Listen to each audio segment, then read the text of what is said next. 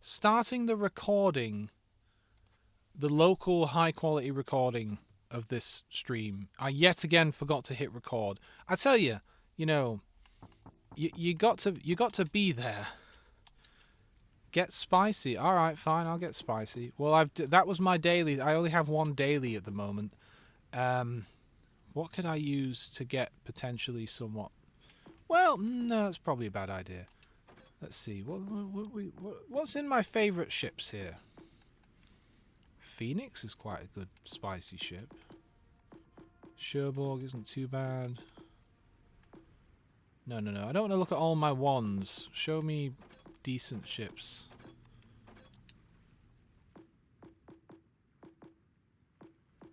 I like the Emil Bertin. I'm sure I'm pronouncing it wrong. The Montecacoli! Graf Spee. The Dragon's quite a good ship.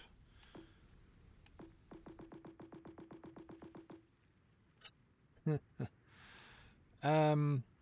was it? Well, I like the Omaha too. The Omaha. What was I saying? Hang on, what?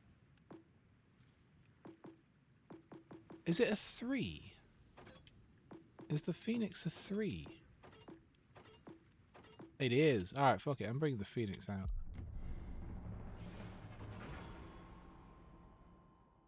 Ha ha ha ha. Ah, you know what I never do? Grind. But yes, okay. When I go back, I'll have a look. I'll have a look at the that particular filter. It would be nice. I've mostly worked it out, but it would be nice if this game told you what all the filters actually meant. Some of them are relatively clear, but there was one or two of them for a long time when I just didn't know what they meant. I didn't know what they were, and for most of the time they were grayed out like, oh, you have no ships that fit this filter, and occasionally they're not grayed out. But I even Googled it, but it's really hard to Google like, what does this symbol that looks like this mean in this console version of this game? And especially because all of your search results always take you to like the PC version of the game and the PC version forums where everything is presumably different, and it's always explaining things in a way that isn't applicable to this game. Yes, I do favourite boats generally, yes. I do, I favourite some of them. But for the most part, I just pick what I feel like in the moment. So I'll be like, oh, I want to play a destroyer. And okay, that's a bad example because I always just play my kamikaze. But I'll be like, oh, I feel like playing a battleship, you know? So, and like, I'll just turn on the battleships filter. I'm going into A, by the way, as I always do. I love A on this map.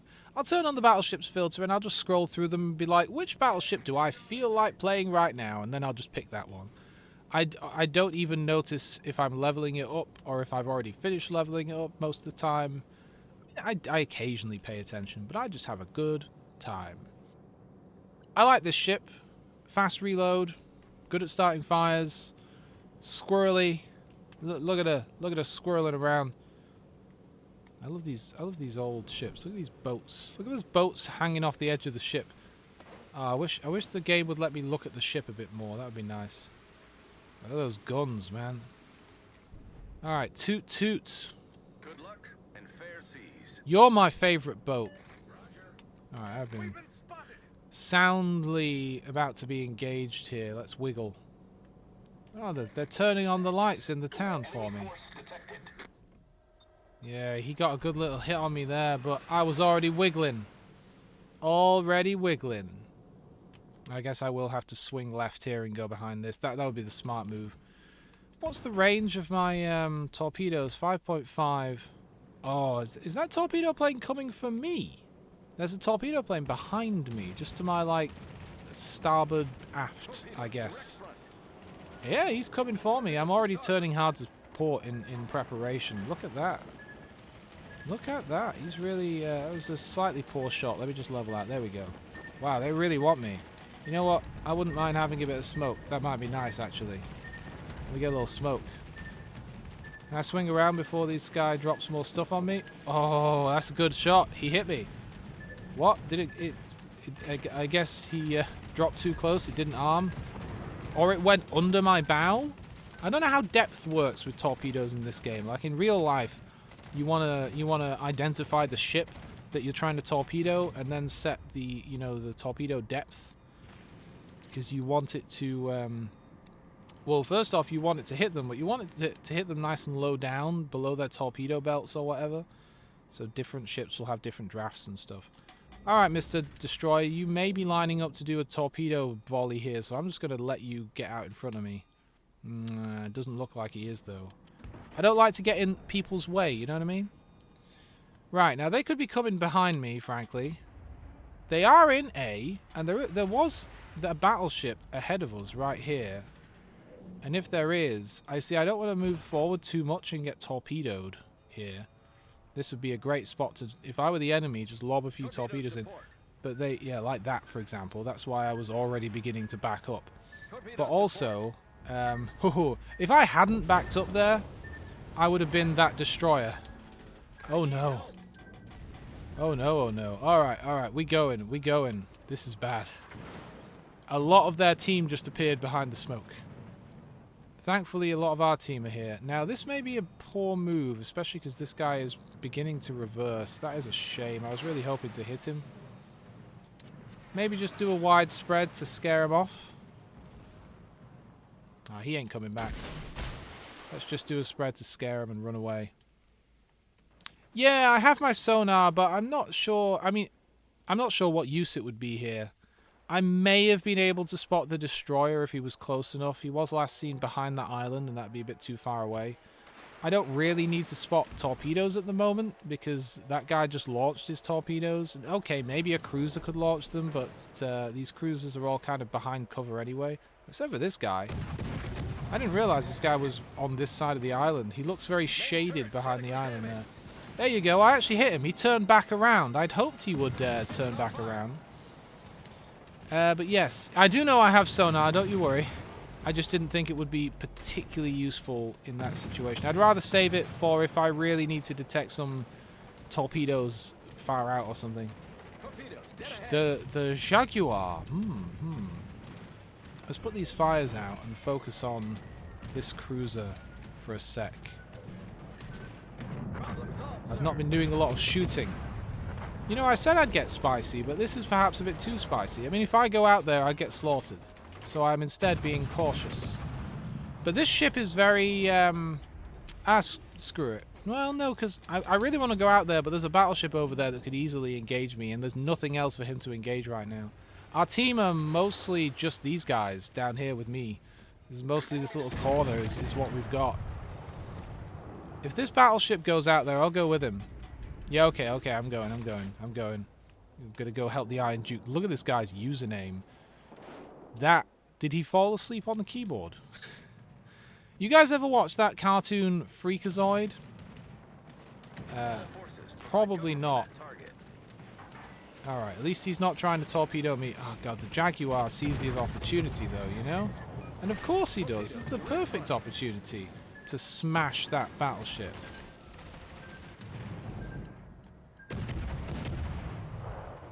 So close. Yeah, that did not go well for that guy.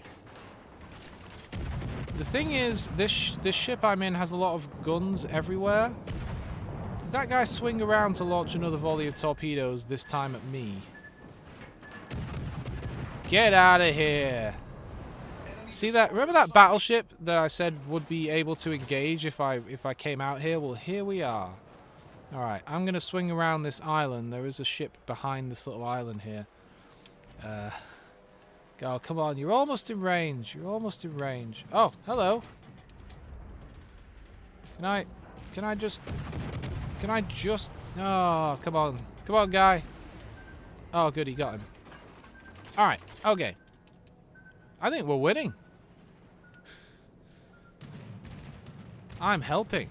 Alright, where's these... Okay, this torpedo guy really wants to take out that battleship, and he's about to. Look at how little health our guys have. I say we're winning, but our guys often don't have a lot of health left. If we could hurt the Nikolai, let's start some fires. That guy has a lot of guns. Alright, you want spicy? Let's get spicy. We're going to go straight towards this battleship. And we're going to try and torpedo him and just start a lot of fires and hope he's not one of these swanky battleships that has a bunch of torpedoes, but he may also have extremely powerful guns. I don't know if I'm going to survive a single volley from this guy, to be honest. I'm going to wait, because if these hit him, I don't need to fire.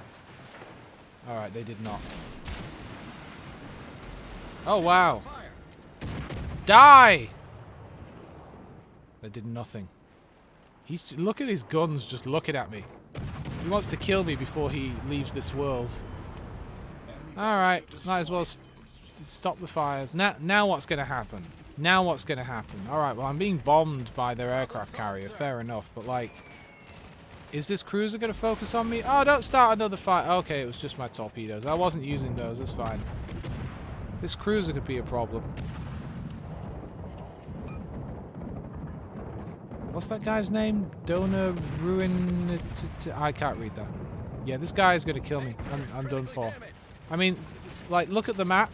We have a friendly cruiser in B, nowhere near me. We have torpedo planes coming to get me. We have no health. But look, I'll turn my sonar on. Come on, I'm getting my eye in now. Oh no, I shouldn't have turned hard to starboard, should I? These torpedoes are probably going to hit me. I'm not even going to look at them, I'm just going to keep firing. Maybe you know what, I think I deftly dodged them by being amazing. This is what I like about the Phoenix. You start getting her running in a direction and just spinning. She can just be reloading guns and firing constantly. Not the best aim, perhaps, but oh, you get me running at the enemy. She's a fine ship.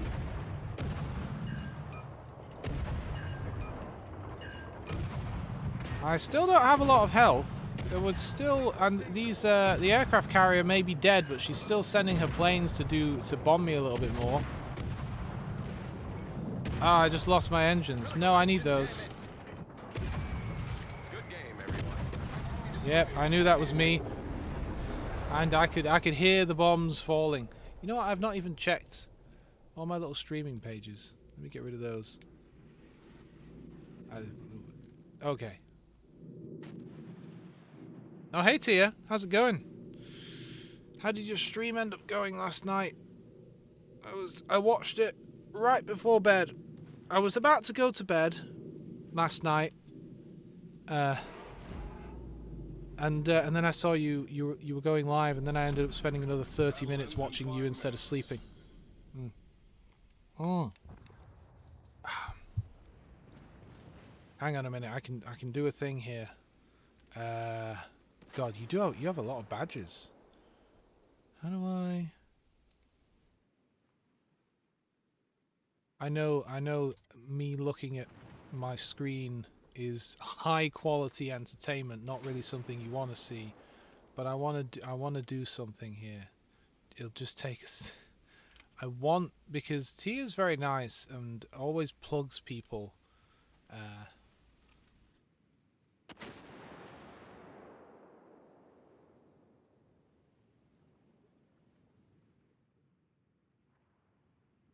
I should build a command that spits people's URLs out.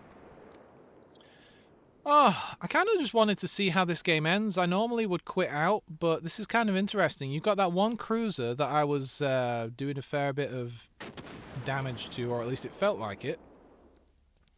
You've got our aircraft carrier, which is also a Hosho. Their aircraft carrier with the Hosho. I love the Hosho. It's such a good aircraft carrier.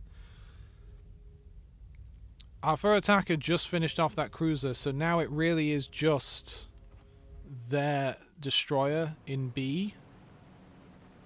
I mean, have we won on points? Yes. Was that the aircraft carrier? Did the aircraft carrier just... It must be the aircraft carrier just sunk him because the cruiser wasn't firing.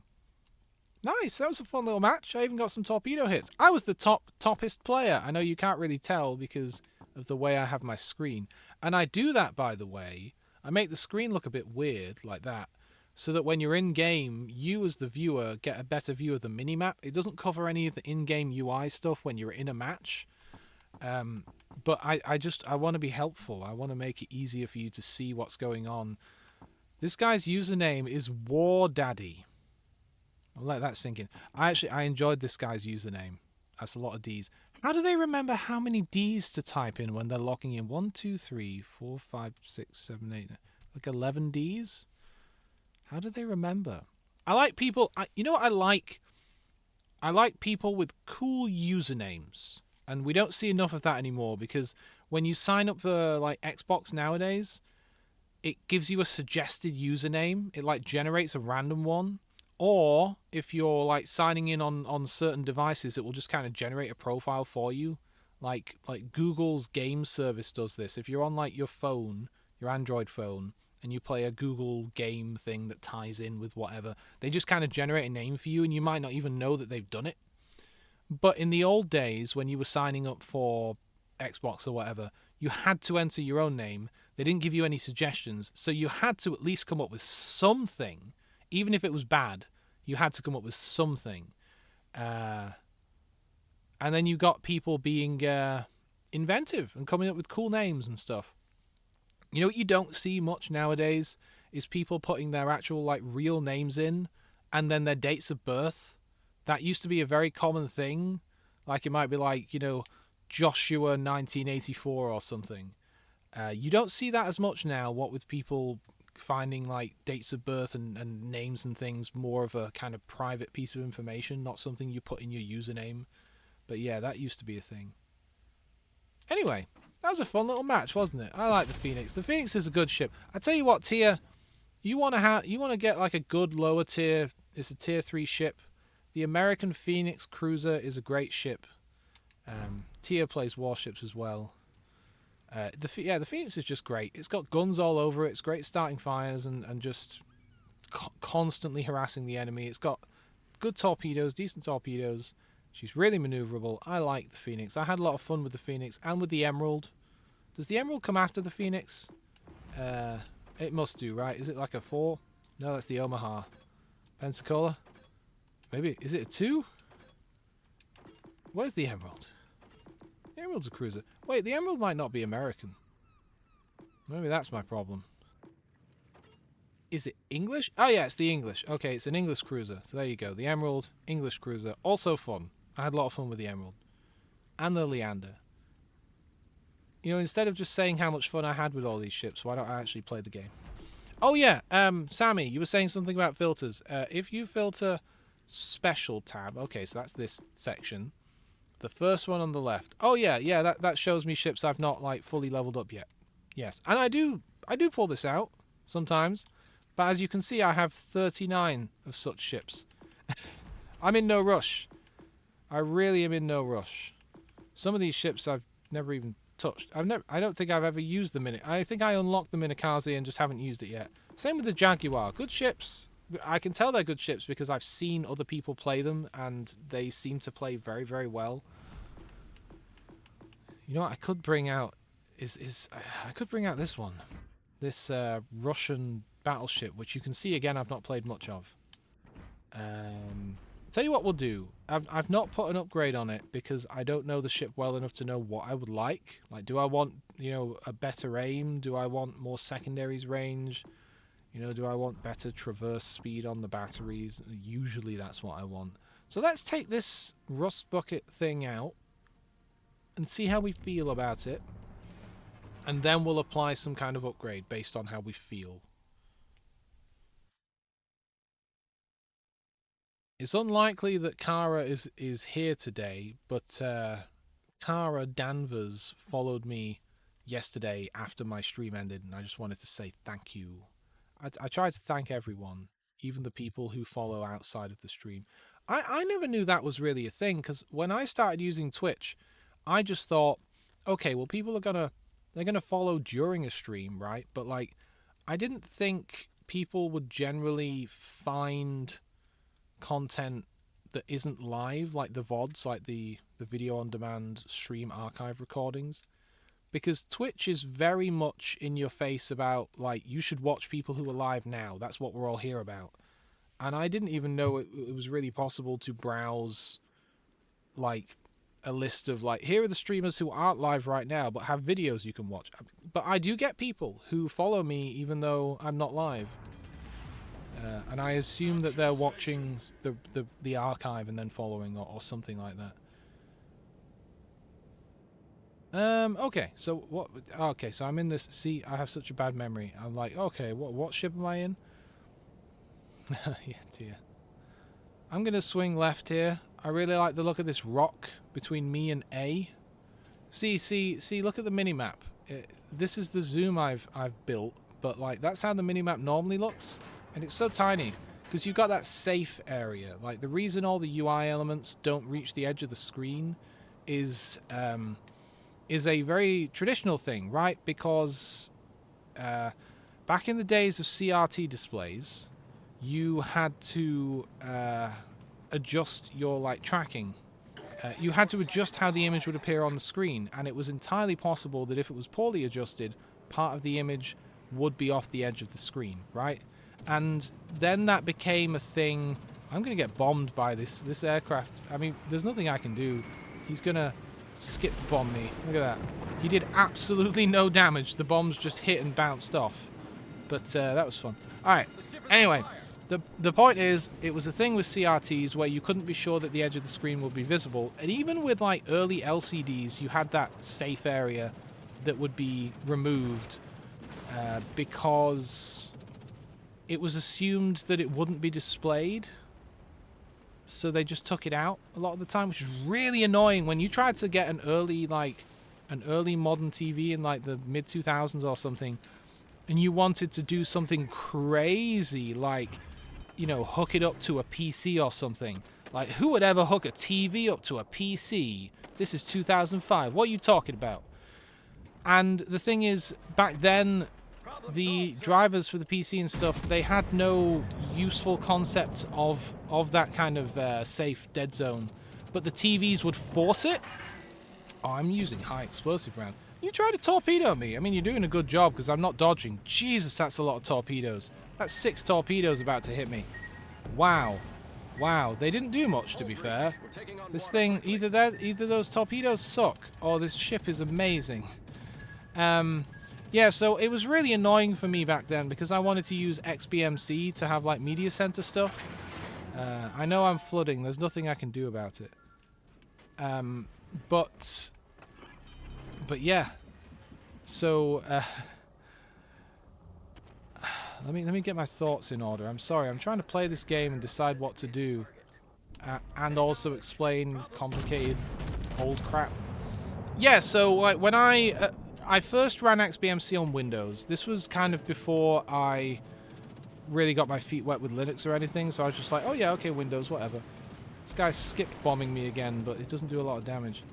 And Windows just, the drivers and stuff for Windows just did not have what was needed to manually get rid of that like safe area, and the TV didn't have the option to turn it off. The TV was perfectly capable of turning it off if it so desired, but it just didn't.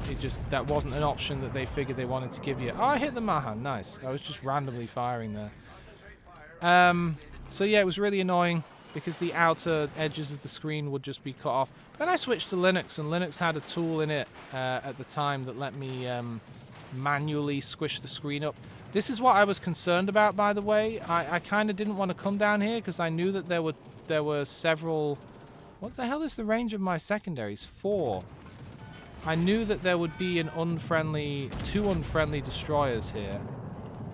That wasn't a bad shot. Oh, there's those fire torpedoes. Well, you missed, fella. But we've also got torpedo planes. Oh, they just got shot down. Good. There is this guy, though. I don't like this. Reporting the target position. I don't like this at all. I can't shoot him or anything. He's outside of my crappy secondaries range. Oh, you know what?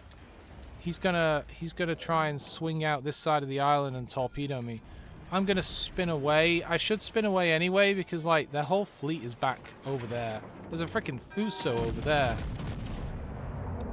I don't want to tangle with him.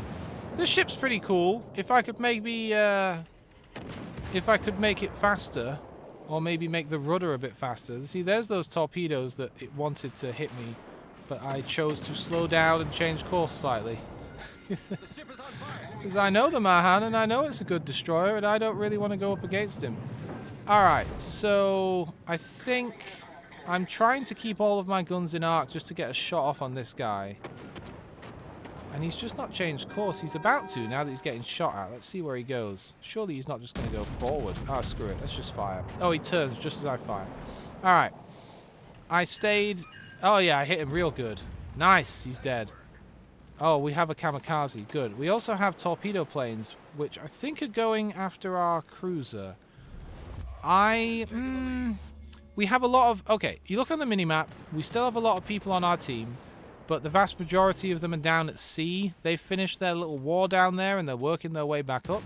If I were to go over there right now, their aircraft carrier is there, the Fuso is there, that cruiser is there. I would rather kind of occlude myself a little bit for a moment, kind of do what this cruiser is doing and spin around.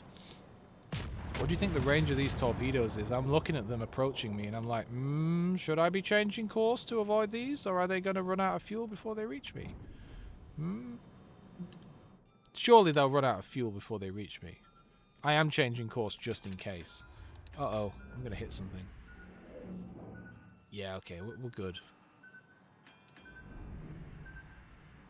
I mean, we're not good. We're going to hit an island, but you know. Alright, they ran out of fuel. So, I want to come around and engage the enemy with on my port side at this point. That's what I want to do. I wanted this little bit of breathing room for a moment. You see, we disengaged from the enemy now. That's kind of what I wanted. I don't want to just drive to the back of the map and be a useless player or whatever. Not entirely sure what this cruiser is doing back here. This Omaha. Omaha's a good ship. She's very thin, but she can really harass people with her guns. It's just you don't. If you're in an Omaha and you're going up against a battleship, just don't do that. You will die very, very, very quickly. Like some cruisers have a little bit of staying power, but not that guy. So now I'm not in the battle anymore. I didn't want to go this far away. I was hoping to spin around a bit closer to A. Didn't work out for me in the end. I was aiming away from the Mahan, and I was going to do a much tighter loop, but I wanted to keep all my guns in arc on her and to fire once I'd reloaded, and it just took so long that I ended up really picking up some speed in the wrong direction, and now it's going to take me a little while to get back. That's what happened there. Anyway, how is everyone? I know I should be asking. How are you? How are you feeling? Are you comfortable? What's your PIN number? What's your mother's maiden name? Where do you leave the spare key to your house? Does anyone have a spare key? You know, we used to keep, Oh, hello, Cornish Chris. That name sounds so familiar. Do you stream this game? Have I seen you before? I've seen your... I have seen your name, haven't I? Maybe on someone else's stream? Because I watch a number of people who stream this game. It sounds so familiar. Or maybe it's just because I know a bunch of Chris's and Cornishland. What do you call people from Cornwall? I assume that's what Cornish means, Cornwall, right? Because, like, if you're from Manchester, you're a Mancunian. If you're from Liverpool, you're a Liverpudlian. If you're from Cornwall, Cornwallian? Cornian?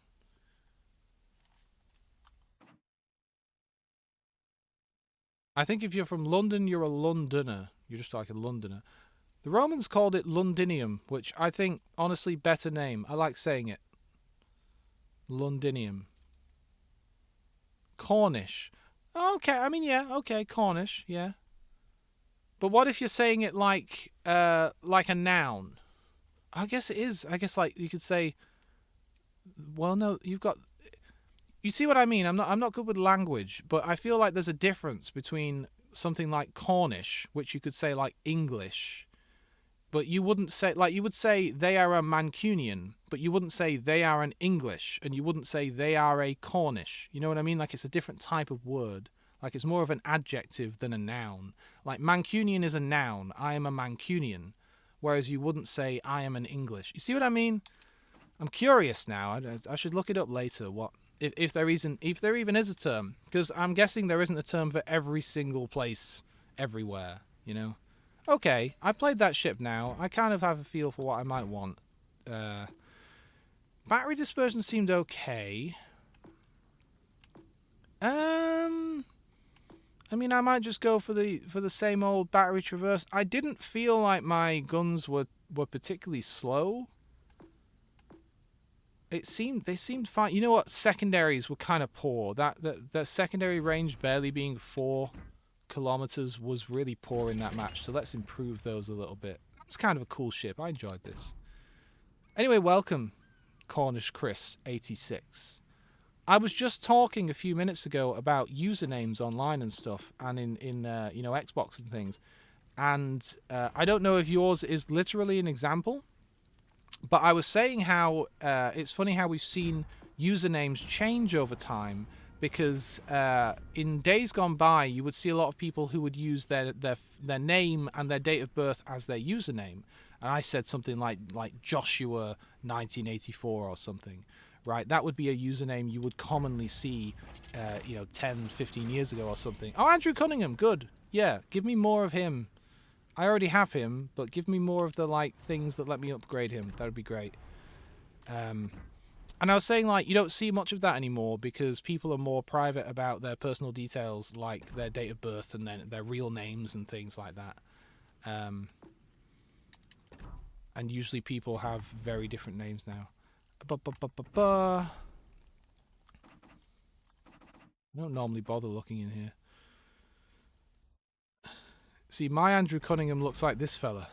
How many fancy... Yeah, he got buff. How many fancy points do I need? I've got 3. I need 7. That's never going to happen. But it would be nice to upgrade him again, just for funsies. I think, though... That's 16. That's 16. I think I want to upgrade this guy, because I have him on my kamikaze and he's a lot of fun. Anyway.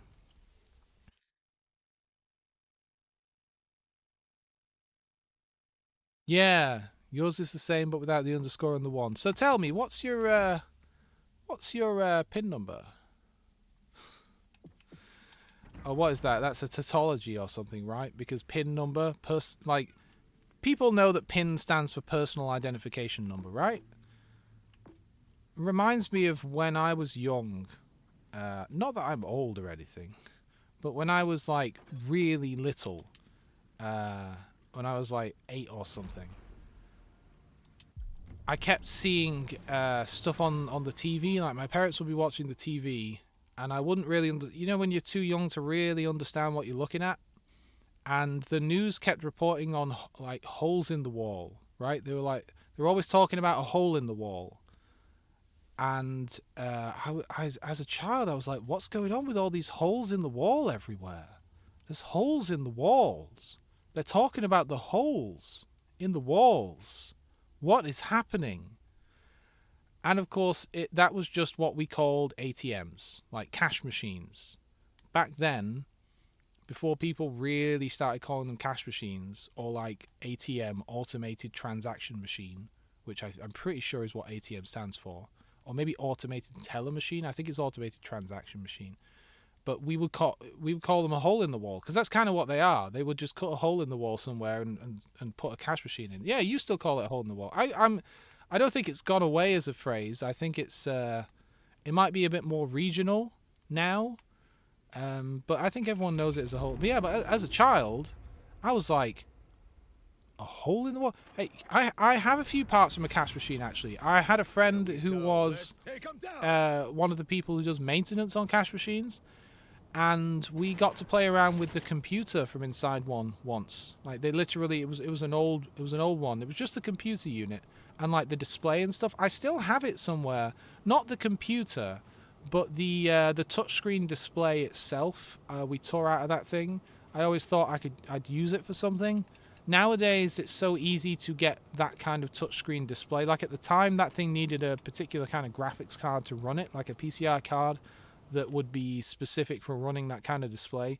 Nowadays, you would just go online and pick up an Elegoo Chinese like HDMI touchscreen thing, which by the way that's a reasonable like off-brand Chinese thing. I want to stay out of this guy's way here. I don't want to get in people's ways. Kind of ships in the night here. You've said that to a few people who've never heard it, but they were youngers. Yeah, I feel like this guy wants my help. I mean, if you're going into B, I don't know that I want to help. I mean, I do, but I don't. Like this destroyer wants me to turn around and go help him. Yeah, maybe it's something that young people, like really young people, aren't as familiar with. But then when you think about it, really young people don't seem to pay with money a lot of the time. That's a whole different conversation. God, there's a lot of destroyers, aren't there? So one wonders how often they use them. I don't want to engage this guy. There's already a destroyer over there who can fight him. Let's let him keep that fight up. I want to go after this emerald, maybe? Let me turn on my speed boost. Do I remember we're getting in a call from we're receiving a text message from SJG Sammy. God, that's hard to pronounce.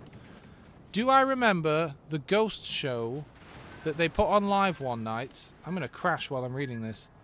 And they filmed it as if it was a genuine haunted house and people completely lost it. What, the BBC Ghost Watch? Wasn't that what it was called? Ghost Watch? I'm familiar with it. I didn't see it, but I know it existed. I don't know why I'm firing my guns. That was really stupid. For some reason I was just like, screw it, I'm going to fire my guns. I should have been firing my torpedoes. There is a mini documentary on that very show, Ghost Watch, that was recently posted on YouTube. I wish I could remember the guy's username because he does marvelous little mini documentaries on the history of British television. There's a lot of stuff about like the early days of the BBC and the launch of Channel 4 and the ITV strikes. Oh, I actually hit that emerald, I'm pretty sure, with one torpedo over there. He's hiding in the smoke, but I got him. Good. Yeah, like something I'm not familiar with. Oh, good. Kenobi was the name of the emerald, and he just got sunk. ITV stands for independent television. That's one thing that one might not be aware of.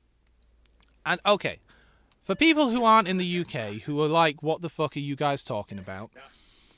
If we ignore Sky TV, if we ignore, you know, I might go after this Podolsky. He's gotten behind everyone, and he can't torpedo me, so his guns are probably better than mine, though. But let me try. Okay, so in the UK, if you ignore cable and Sky and stuff, we have 5 television channels, right? 5 terrestrial television channels. Oh, I guess it's different these days because you have Freeview. I'm always forgetting Freeview's a thing.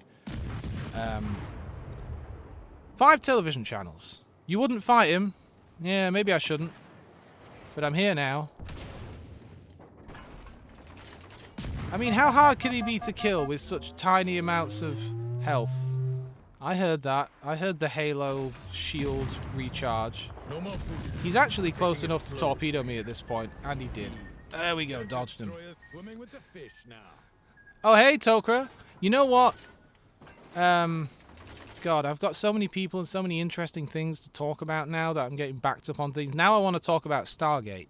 Tokra Hatak has a dope username. It's Stargate related, which is a television show that isn't old. It only finished recently. What was it, 10 years ago? I don't know. I'm nowhere near the battle at this point. I really should be down here torpedoing guys. This has been a really strange one.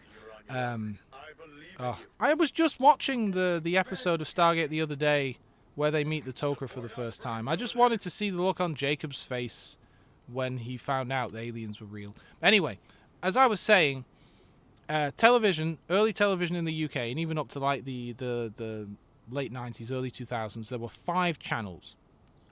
But if you go back even further, originally it was just the BBC, the British Broadcasting Corporation. They had like 1 or 2 channels. Well, they had 1 channel. Just introducing a second television channel was already a big deal, and people were like, why would we need 2 television channels?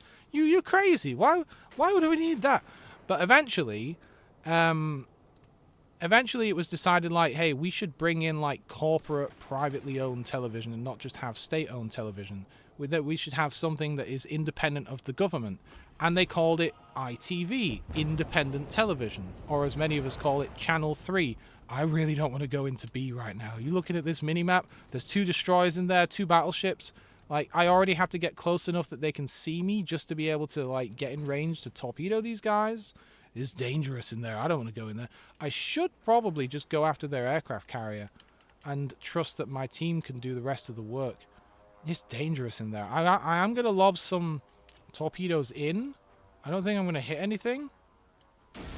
But I'll lob a couple of torpedoes in just in case someone decides to come out this way. Let me just get one angled like that. And, I don't know. Screw it. Let's just see if that hits anything. So anyway, independent television, right? And they had a bunch of strikes in, was it the 70s and 80s? I mean, everyone was striking back then. But, like, yeah, let me turn on my speed boost. And I'm not going directly for the aircraft carrier because I'm trying to stay out of the flight lines of his aircraft so he doesn't spot me with his planes until it's too late. He is aware, he will be aware that someone's seen him, and if he's not an idiot, he'll know, okay, someone has seen me, there's only 4 ships left, it has to be their destroyer. But I'd rather not give him a heads up until I have to. He's probably going to start moving, that's what I'd do. Langley is a fast ship. He's moving towards me currently, which isn't great for him, but let me turn away because he is launching torpedo planes, and he probably wants to know where I am. I think these ones are going to spot me. Yeah, I was disappointed when they stopped Stargate Universe as well. I thought it was just starting to get good, just starting to get fun. These planes are getting so close. Are they going to see me? Okay, so you see how I'm not going straight at the aircraft carrier? If I had gone straight at the aircraft carrier, those torpedo planes would have seen me as they went by. But as it is, they don't know where I am, and he doesn't know where I am. And so I'm going to try and get a volley of torpedoes off here. Will it work? I don't know. But even if it doesn't work, I'm going to use this island as cover and get a little bit closer to him while I'm reloading. Yeah, Universe was... At first, there were things I didn't like about Stargate Universe because it was doing that thing that every show was doing at that time, which was like, let's make it edgy and have young people, and let's make it all about relationships and drama. And there goes the Langley. And like a good drama that's about relationships and stuff and interpersonal things. Oh, it's just me and the aircraft carrier now. Can totally work. Like you look at the modern Battlestar Galactica, and that was basically just a drama in space. The fact that it was set in space was barely consequential to anything that was happening at all. But Stargate Universe was a bit too like young adult literature kind of thing. You know what I mean? But it was a good show, and it was just starting to really find its feet and get interesting and kind of build characters beyond... Time to shine. It's just me now in this game. Just me left. No more boosts. We're taking it slow from here. I'll tell them where I am. If I go into C and capture C, they'll all know where I am, and their destroyer will come and kill me. But yeah, it's a shame we never got to see the rest of Universe. But yeah, ITV, independent television. I don't know why I was talking about it, but I gave that primer so you know why it was such an important thing. Oh, I remember now. That they had strikes because they were striking over pay and stuff, and being independent television, at the time, ITV was the only commercial television in the UK. So if you wanted to run an advert on television, you ran it on ITV. They had a monopoly on adverts because the BBC only ever runs its own ads for its own shows. It doesn't run external ads. That's true even today. So at the time, ITV was raking in the cash, but the people working there were not making the money. They weren't making anywhere near enough. And it's the same today if you think about it. There's lots of people today who wish they had stronger unions so that they could improve pay and stuff. But yeah, so there were strikes where the television went off the air and they just had to put up a test card that said, like, due to industrial action, there ain't anything on this channel today, sorry. Yes. There you go. TV. And the point being that there is a guy on YouTube, I forget his username, it's like AMTV or something, and he does little mini documentaries about all this stuff, and he did a little documentary I'm never going to hit the Furataka. It's a very maneuverable ship. He did a little mini documentary about that Night Watch or whatever it was called, that like fake ghost show. That's why we got onto this topic, because you mentioned that show.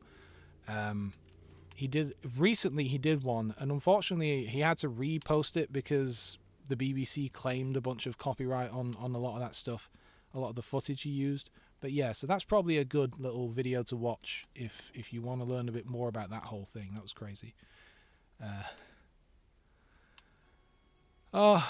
Anyway, there are no ad breaks. Don't worry about it. Have I missed any questions or anything? Starting thinking about all that stuff. I may have just missed things. I can take a moment to drink my tea. The enemy are all coming to kill me right now, and they will get me. Look, there's someone's just gone into A. Oh, I love being fast. I'm about to see a battleship. I suspect that they're in C as well, so I'm surrounded here. I'm done for. I'm not winning. I've lost on points. There are so many enemy ships. Like, maybe if it weren't for that destroyer, I could make a good run of it. Hell, even this Derflinger, I could maybe swing around and try and torpedo him. Shall I try? Shall I just do... I have to do a little circle here. Is he changing course? He is changing course. He's coming straight at me. You know what? Screw it. I was going to go up towards A, where their destroyer probably is. But maybe I'll just do this instead.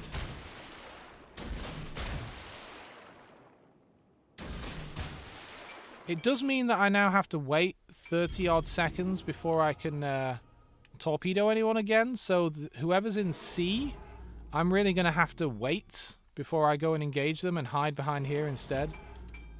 Kind of lose my momentum a bit.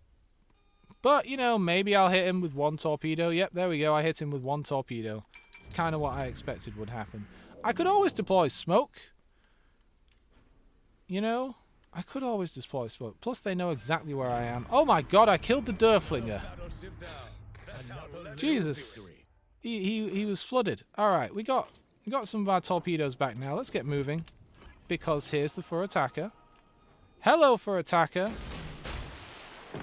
What are you going to do? You're going to speed up instead of slowing down.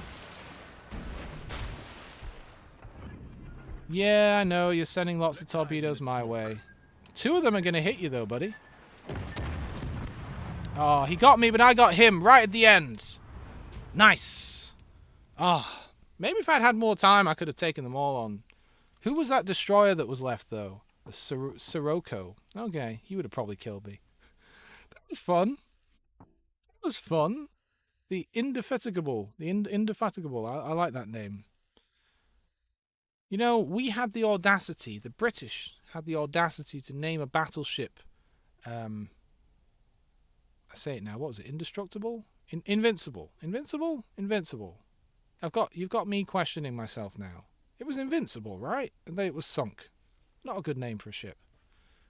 I don't think it was indestructible. It was invincible, right? Someone can correct me. Invincible. Yeah, I thought so. No. Don't bring... No. Press the button by mistake. I don't want to bring the kamikaze out again and bore you.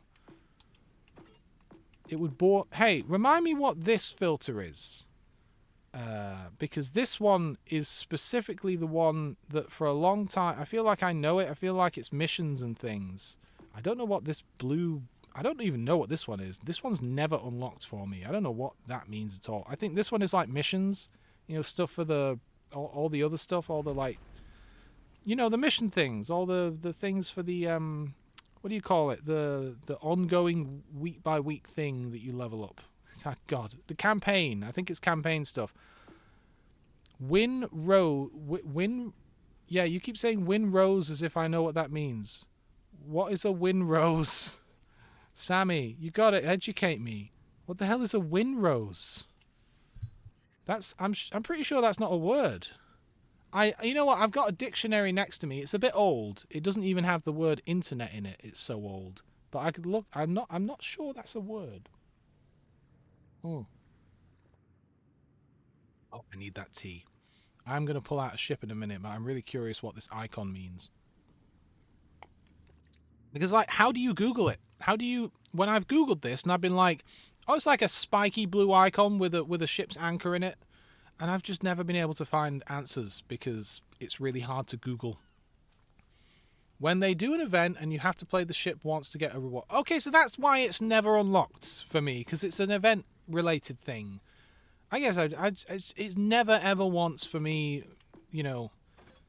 No, I don't want to play the French. But maybe I will pull out this. Actually, you know what? Let's go and actually look at the thing. Let's go and... I never look in here. I never look. I wouldn't mind getting the Nottingham. There is only 18 days left, and I don't think I'm particularly far into it. Because I only play this game on stream. So no, I don't want to look at the Nottingham. I want to see, like... I should have gone to missions instead, shouldn't I? Alright, so... In a 5 and up, do stuff. Have I not played a 5 and up today? Huh. You're available in December. Why do you keep saying win roses? What have roses got? You mean like the flower? What do roses have to do with it? Is that some kind of naval history thing that I'm not familiar with? I do appreciate the answers. I know I'm pretending to mock the name of the thing a little bit because it sounds silly, but maybe that's a real naval history thing. Maybe that was like, you know, maybe there was a medal or a type of award or something that was given to ships or to individuals that had something to do with roses. Maybe they're making a play on that, and I just don't know the history. You know, I feel like I'm getting through these. Do things in a 3 and up. I feel like that's just what I'm doing. Okay, what about this one though? I'm nearest the end on this. Yeah, I'm kind of doing that already. Just kind of play the game. This is just kind of play the game. I am playing the game. Alright, let's just play the game.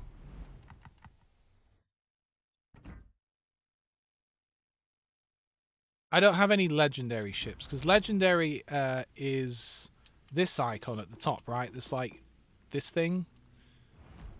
I don't have any of those. How do you get those again? Oh, are those the ones that you get at the end of the Bureau projects? Because I've not finished a Bureau project yet. You should never sell anything. What, like ships? Yeah, so in World of... This is a difference between this game and World of Tanks. In World of Tanks, they really want you to spend real money. And, for example, storing a tank requires a garage slot, right? So keeping a tank isn't just about keeping the tank. You can't just be like, oh, I'll just keep it and never play it. If you keep it, it takes up a slot, and you need to pay real money to have a garage slot. And then when you want to get a new tank, you need to have a spare garage slot to store it in. And so you end up wanting to like scrap your old tanks that you're not going to play anymore so that you can store the new ones. And also you get a bit of money back, a bit of silver or whatever it's called in that game. And silver is much harder to come by in tanks than it is in this game. I have 45 million silver in this game. I never even look at the number because it doesn't matter. It's not like you lose it. And also in that game, every time you fire a shot from your gun, at the end of the match, you have to replenish your ammo by spending in-game currency to literally buy every single shell that you fire. Whereas in this game, that doesn't matter. That's not a thing. So I don't see, like, can you get rid of ships in this? Can you scrap a ship? How do you get rid of a ship? Ship options. I don't even see an option to get rid of it. Is that a thing? Garage slots are now 250,000 silver. They can feck off. Yeah. Is it even possible to get rid of a ship? Upgrades and loadout? Is there a get rid of ship button? I don't even know if there is. I mean, I wouldn't sell a ship, but I don't think you can you? There's no point to. Like, you don't lose anything by getting rid of a ship. And that's what I like in this game, is you get so many options. Like, I have 122 ships that I could pick from. That's great. Whereas in World of Tanks, I only have, like, 2 pages of ships or whatever. You can sell them. Well, okay, I don't want to sell this ship, but where's the option to sell it? Because all I have is upgrades and loadout. Ship options? Oh, you have to... Okay, there it is. Look at that. There's the... You have to go into the ship options twice. Yeah, I don't see the point of selling a ship. I mean, yeah, okay, you get credits, but, like, If you're low on credits, what is happening? Because the game just gives you credits all the time. You don't even need to try. Or maybe it's just because I'm such an incredible player. Let's take out the Fiji. I like the Fiji. It's nimble. When Wind Roses is on, says Tokra Hatak, you can get a crate for every ship you win in. Okay, okay, okay. So that's encouraging me to play a bunch of different ships. Tech Mate, Master Braytak. Ah, man. Stargate is such a good show. It really is. Stargate SG-1. Like, sure, some people might say it's old now, and I guess it kind of is. Like, it's reached that age where when I was younger, I looked back at Babylon 5 as being an old sci-fi show, and young people now, I say that as if I'm old, I'm only middle-aged, but young people now would look at Stargate SG-1 as being the old sci-fi show, you know? But Babylon 5 was a great show, Stargate's a great show, it's really good. I know people have said this a million times, but one of the things I really like in Stargate SG-1 is that, like, oh, this is that new map again, by the way. It goes places in terms of, like, oh, I gotta put my words together here. So when that show starts out, humanity knows nothing about anything. We don't have any fancy alien technology. We don't get fancy alien technology. We wander about with a bunch of guns and know nothing about nothing. And slowly, over about 8 seasons or so, we slowly but surely gain these technologies. Like, we're going out and we're like, oh, we found an interesting, like, little generator thing. Now we can generate loads of power with this tiny mobile thing, or we've salvaged this, like, ship that we shot down in a previous episode, and then, like, a season later, here's a prototype of, like, our version of it.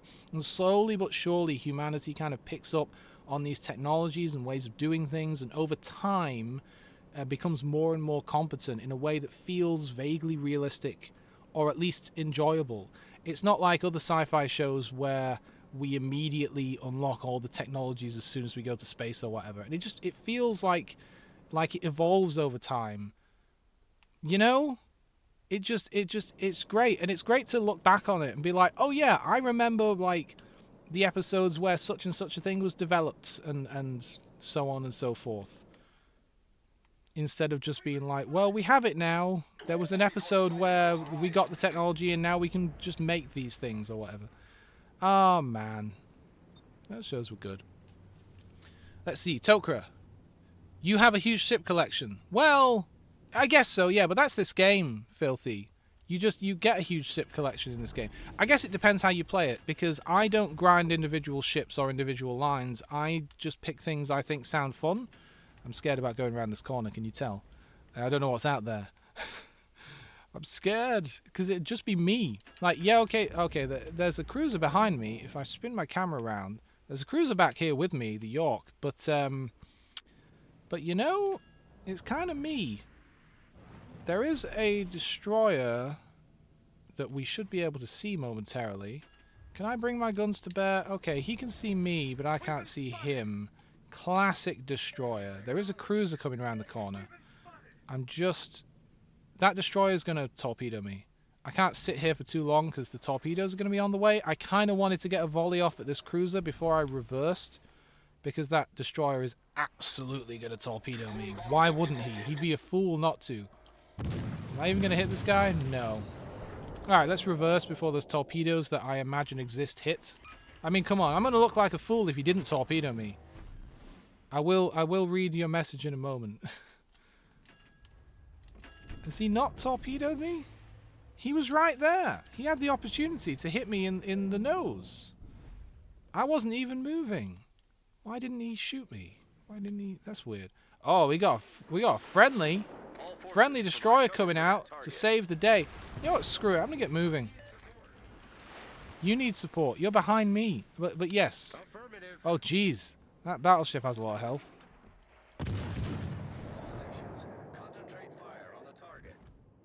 Yeah, I would. If I could see him. I'm not going to go round that corner. But I will go through A, I think. Maybe I should go round the corner. I don't know. There is a destroyer there that we've not seen yet, and I don't like that. Oh, there you go. He's probably over there somewhere because he fired some torpedoes at that other destroyer, I guess. Maybe I will swing around the corner. I know. I can see someone's talking in chat. Oh, I don't know. I don't know what it is. It's a Somas or a lightning, I guess. This is what I didn't want to do. Let me turn on my sonar for once. I've been detected. Yeah, okay. So that guy's kind of pointing out on the map that the destroyer is over in the direction I thought he was in. I don't want to be doing what I'm doing. I was really hoping I could hit that cruiser, but I just don't see him. He is just round there. He's not far away because, like, there's his... Do you think I could get that shot off and then dodge these torpedoes? Yes, because the Fiji is so maneuverable. If you look on the minimap, we have also spotted... Oh no, you know what? I'm so good at the game, I've managed to maneuver myself into a torpedo. Let's just swing by that thing. Probably shouldn't have turned to starboard, I probably should have turned to port because there's an island in front of me. But again, maneuverable, I can swing around it without hitting it. Very nice.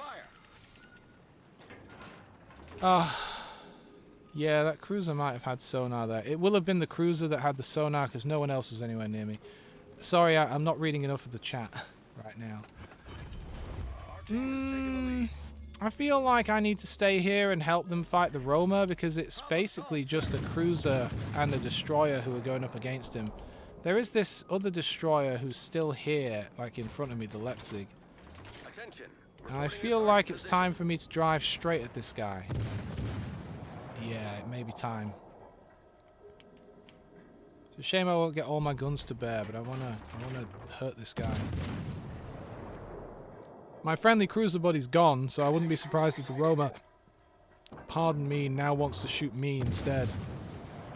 Wow, I can't even see him anymore. He's in a battleship and I can't see him. Let's just... Wait, wait, what? That has to have been the destroyer that laid that smoke, right? I've never seen a Roma before, but I've never seen a battleship that can lay smoke. Oh, that was a good shot. You know what? You're going to hit me. Fair play to you. Fair play. That was a really good shot. That was a great torpedo shot from that guy. I could have maybe tried to dodge it, but that was a good shot, man. Well done, that guy. All right. Yeah, I thought maybe it might be the rolling smoke as well. I wasn't sure. It would be nice if that... You know what? That smoke might be a bit darker. I was going to say it might be nice if the rolling smoke clouds were, like, darker in appearance, but it kind of does look darker, doesn't it? All right, let me read chat. Okay, so Filthy was saying I have a huge ship collection, and that's the great thing in this game, is, like, you don't have to get rid of your ships, and there are so many of them, and it's really so easy to unlock them. Like, until you get to the higher tiers, it's not like in tanks, where even at the lower tiers, it can take ages to unlock the next tank. It's ridiculous. It's wild. But like let me swap over to actually watching someone here. Yeah, sure. Let's watch this guy. In this game, at least to get up to like tier 4 and 5, it's so easy and there's so many ships, which is great because you can just have a good time and try different ships and have fun. Like there's never a situation like I've had in tanks where I've run out of money and I can't take the tanks out that I want to take out because I can't afford to repair them, you know. Anyway, let's see. Tokra says, previous year up to 5... I know you're not talking to me, but I'm going to read it anyway. Previous year up to 5 gave blue, 6 gave promo, 7 gave big crates, blah, blah, blah, blah, blah, blah, blah. Yes, that all sounds complicated. You remember they used to give crates, okay, blah, blah, blah. O'Neill made that show. O'Neill was very good. Yeah, O'Neill was great. They were all great. I mean, they were all great. It's true. But yeah, O'Neill was a favourite for me. Yeah. O'Neill in Stargate SG-1. Jack O'Neill. Played by Richard Dean Anderson, who you may remember as MacGyver, if you're American. Because I don't think that show was... It certainly wasn't big over here. I never watched it. He was great. He's on good form too. I'm hoping that Amazon... I'm hoping that Amazon makes something good for Stargate. I'm hoping Amazon make anything for Stargate again would be nice. But I'm hoping whatever they make is good.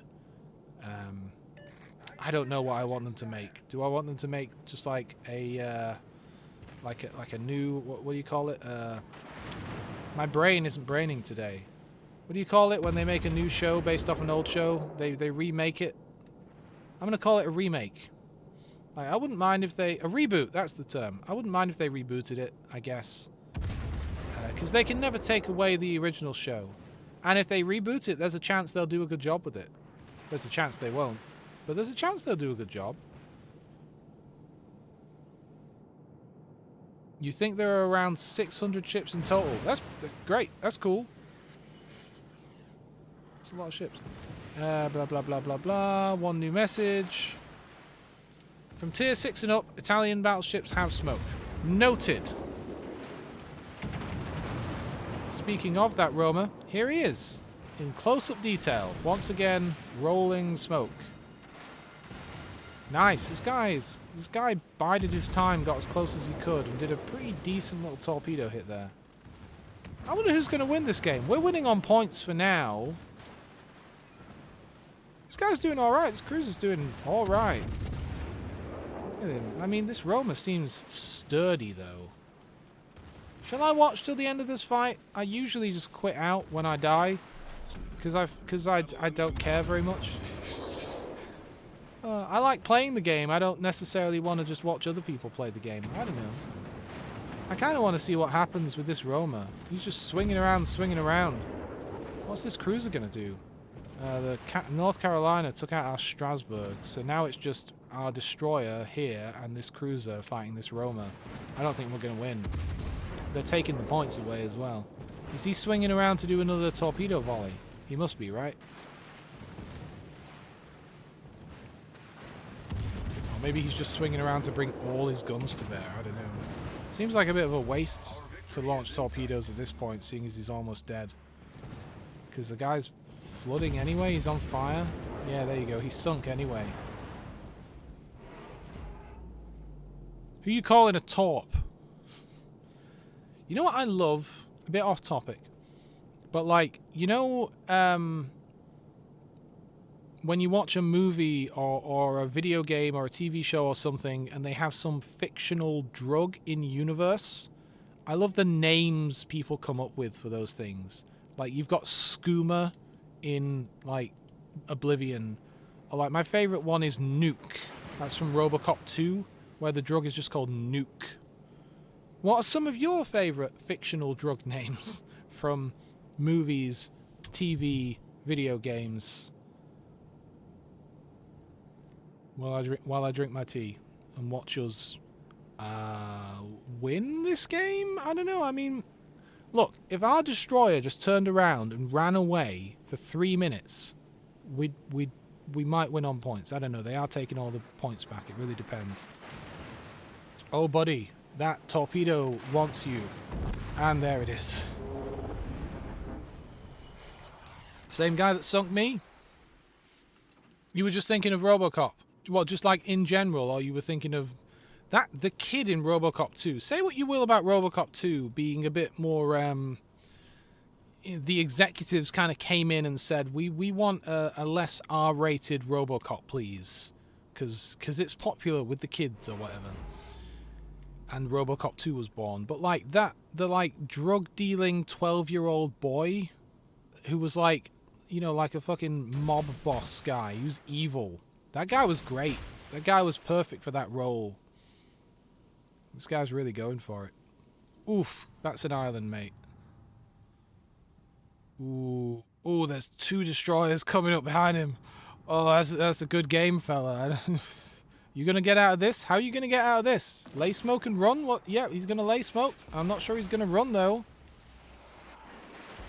He's gonna start moving. He's gonna have to pull away, what, and then swing hard right? Use the island as cover? Or is he gonna swing left and fight? No, he's gonna run. Fair enough, fair enough. Making him work for it. Making him work for it, you know? Alright, let me read chat. That kid was in a TNG episode. Was he the kid who was like obsessed with data? That's a weird episode. Yeah, I was thinking we won on points.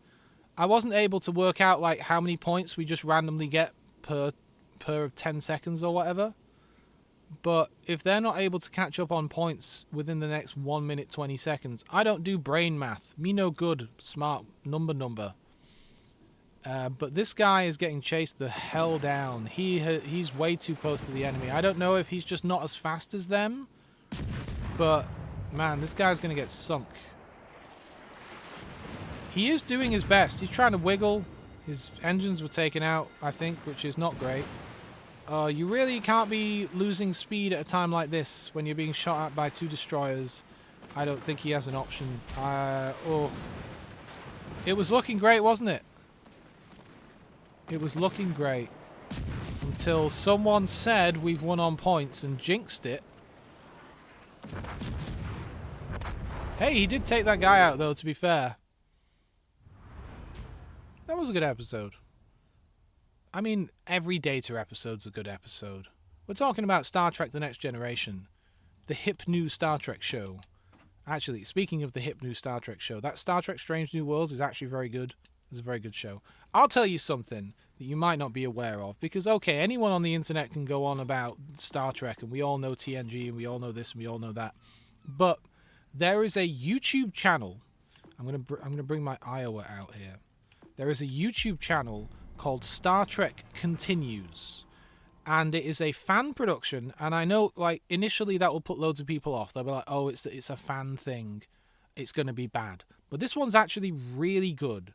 It has real actors, people from the industry. They built incredible sets. It's Star Trek: The Original Series, and it's set immediately after the end of that show. It follows on from the very last episode and does like the new adventures, basically. The writing is good, the acting is good, the sets are incredible, like the lighting and cinematography, it's really top notch.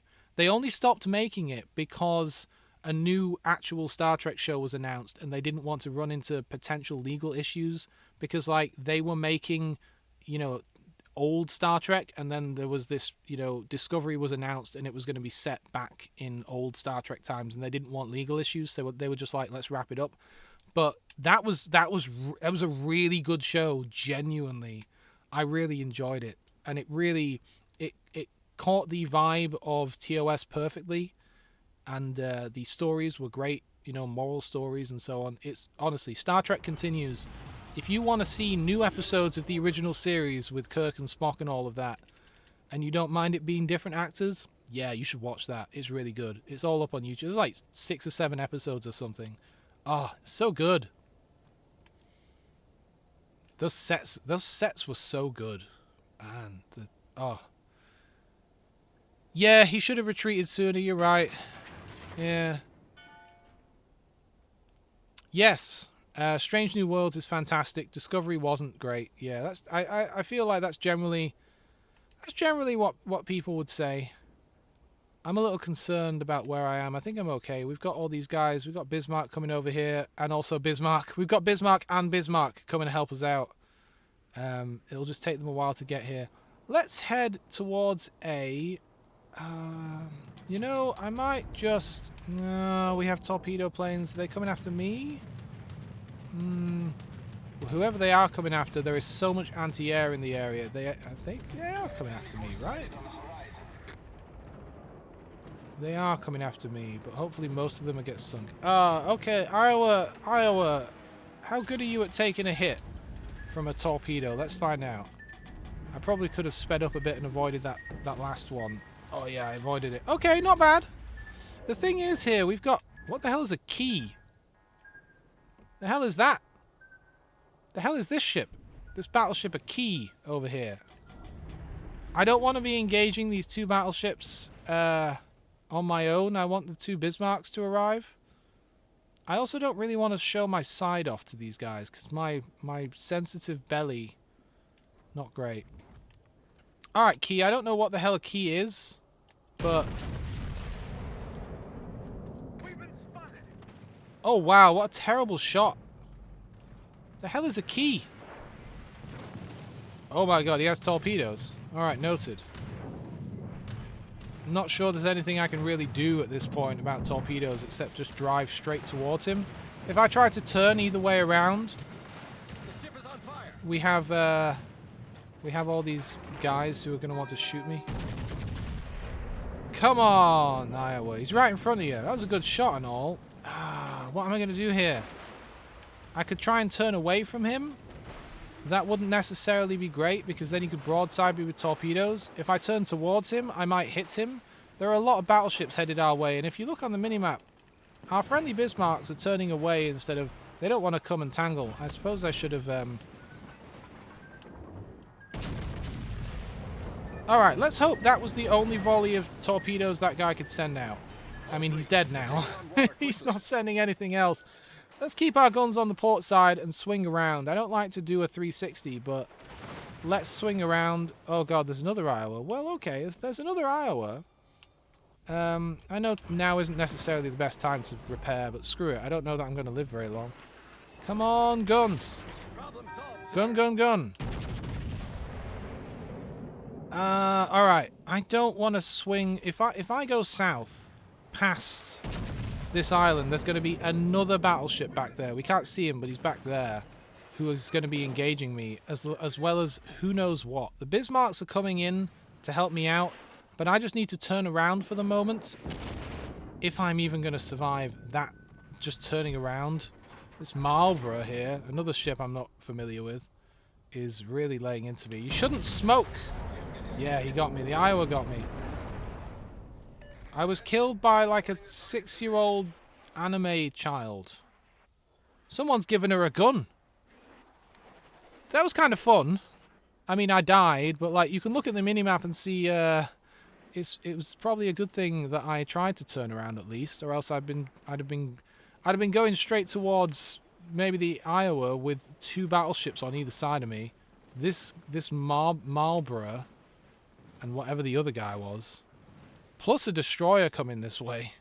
I really was trying to turn around and give my team back here a chance to arrive. I mean, these 2 Bismarcks have arrived. What's going on with this guy? Hang on, I want to look at this guy. Not that one. Not that one. Not that ship. This ship. What the hell?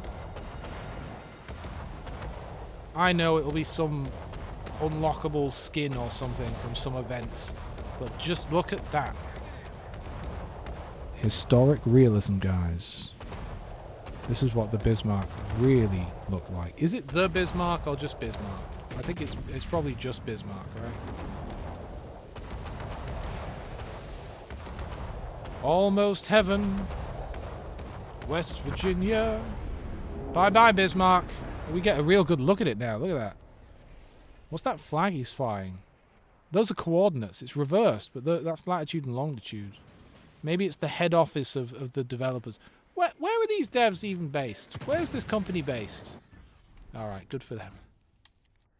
Let's have some more tea. I know nothing about wargaming. I know one of their staff occasionally comes into chat when I stream World of Tanks. Sometimes one of their staff members, XKB something something, comes in and says hello, and that's nice.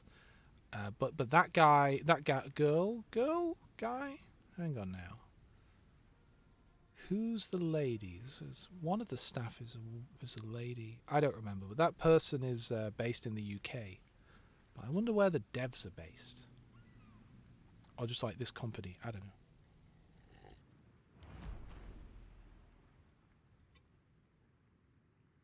You should drink your tea. Everyone should drink their tea. It's nice to see you, by the way, Tokra. So, for those who don't know, because you've not hacked my computer and read my messages, Tokra followed... I went onto someone else's stream, and then Tokra followed me from there, and I didn't notice at the time. And I didn't... When I'm in someone else's stream and I'm watching someone else's stream, I think it's a bit of a faux pas to talk about your own thing, because you're essentially advertising at that point. So I probably wouldn't even say in someone else's chat, like, oh, thank you such and such for following me, because it sounds like I'm encouraging everyone else to follow me as well, and it sounds like advertising. So I would never call that kind of thing out in someone else's stream. But afterwards I noticed that Tokra had followed me, and of course I recognized the name from Stargate. So then I sent them a DM and just started constantly quoting Stargate at them. And I did it so much that they stopped replying, and then I was like, oh, I've quoted too much Stargate at this person. They think I'm crazy now. They're probably looking for the block button. Why don't I bring my whole show out? I like my whole show. Aircraft carrier. It's just, I don't have anyone to quote Stargate at anymore. Me and my friends used to do it when we were younger, but they've all gone off to do boring things like have children and get mortgages. Boring.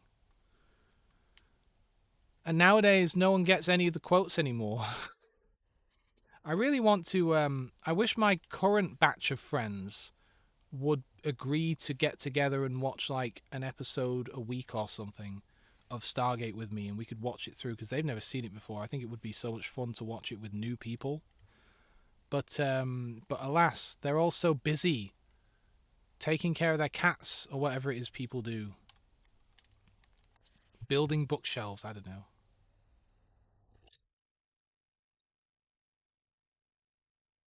You ever taken apart a dishwasher?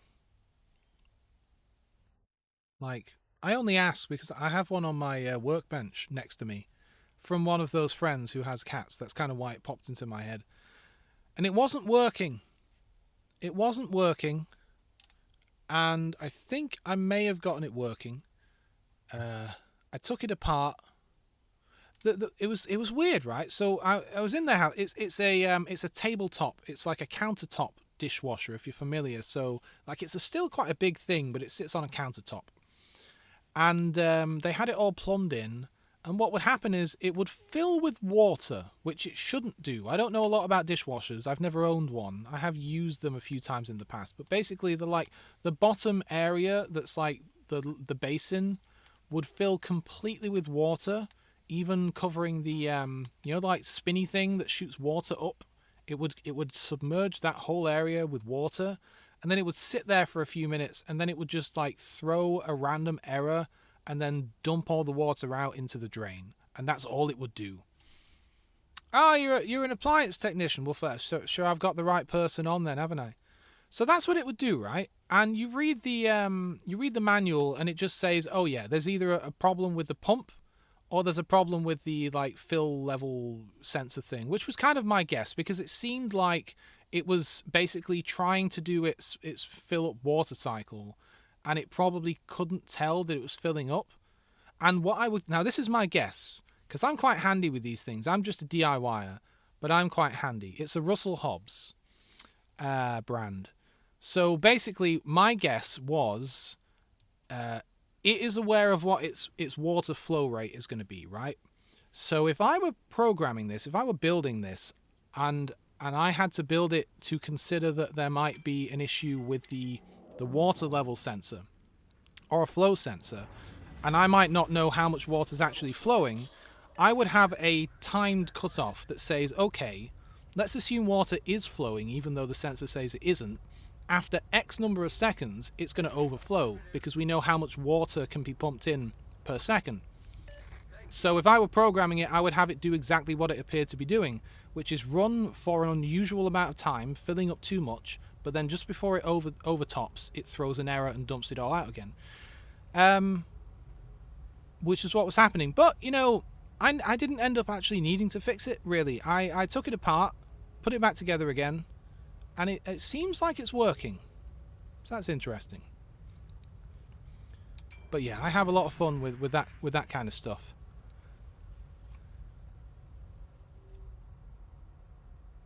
No, it's filling up when you turn it on.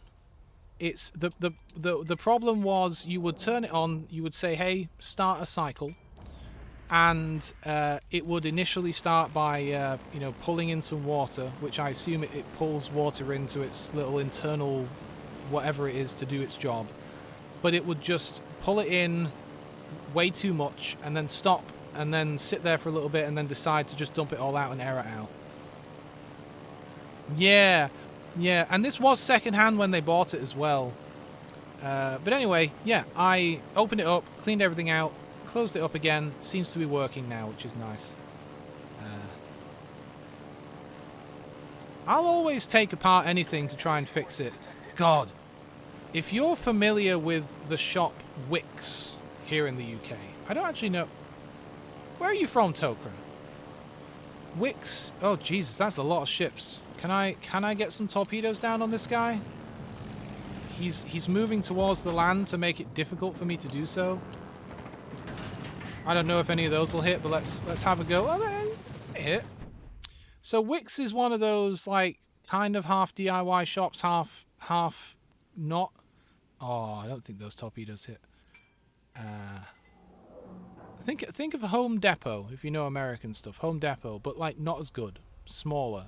We just don't have a Home Depot analog in this country. I've been to Home Depot many times in America. It is a paradise. It is a paradise. They have whole aisles full of stuff where we might just have a tiny shelf.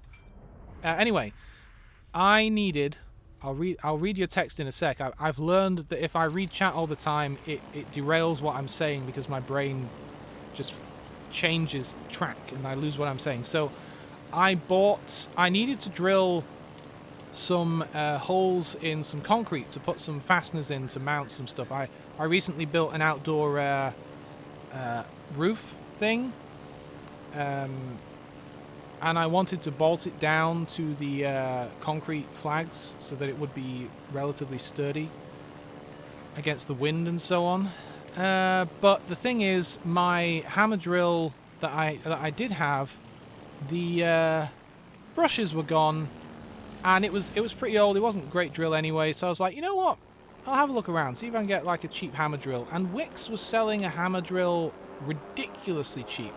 Now it's not a good hammer drill. It's one of those ones that uses those like alternating cogs to kind of vibrate the hammer back and forth. Am I going to hit that battleship? Yes, I hit him once. Good. Let's see if I can hit this guy. He's a bit far away, but... so anyway, I buy this thing, and it was £35, I think, which is ridiculously cheap for any kind of drill, period. To be able to buy a brand new drill for £35, it was Wix branded. And I thought, like, okay, this thing is stupidly cheap. I'm going to start moving here because there's only one battleship between me and their fleet, and they do seem to be pushing forward. So I'm going to start moving up to the back of the map. And I was like, okay, it's 35 quid. It's not going to be an amazing drill, but I very, very rarely do need to be drilling into masonry and stuff. I've got a nice like Makita cordless drill for. I'm mostly when it comes to hobby stuff, I'm mostly woodworking. You know. I don't do a lot of metal work. I don't do much masonry stuff. So I was like, I'm going to very rarely need it. So if this cheap drill, you know, only lasts, you know, a year or two and does some small jobs, it should be fine. And if there's a problem with it, I can always take it apart and play around with it. So I buy this drill, this cheap Wix branded drill, which of course is going to be just some Chinese thing with their name slapped on it. And I drill one hole with it, and it does fine. You know, it's a very basic drill. It doesn't do anything impressive or different or amazing. It's very basic, but it has some good oomph. And I swapped the bit out because I was doing like a 15 mil hole. So you don't just want to start. You want to do a pilot hole first, and then swap the bit out for your bigger bit. So I did my pilot hole. And then I go to swap the bit out, and the chuck is a really crappy chuck. Some, like, random Chinese rubbish. And it's one of those, like, friction lock chucks that just doesn't work right, really. So anyway, it was kind of seized up. Not completely, but it was, like, very, very, very difficult to open and close. It was clearly messed up. It felt like dirt and grit had gotten inside the machinery of the thing, and like seized it up. But like, this is a freaking hammer drill, and I did one hole and it got maybe a tiny amount of dust in there. It should not have been a problem. And I was like, okay, I could maybe tear this chuck down and clean it out and re-grease it and stuff, but this is a brand new drill that I bought today, and it's cheap. I'm just going to take it back. So I had to return it and get another one. Can you see why I'm moving now? Look at how they're really pushing into A. I'm getting out of here. So I take it back. Not at all pleased with that. But I was like, okay, you know, not great quality control. It's 35 quid. Fine. I take it back. I wait a week because they're not in stock, and then I go and I get another one. And this time, what happens is the chuck won't stay tightened. I'll be drilling, and the bit will just come loose in the chuck because it's this crappy friction.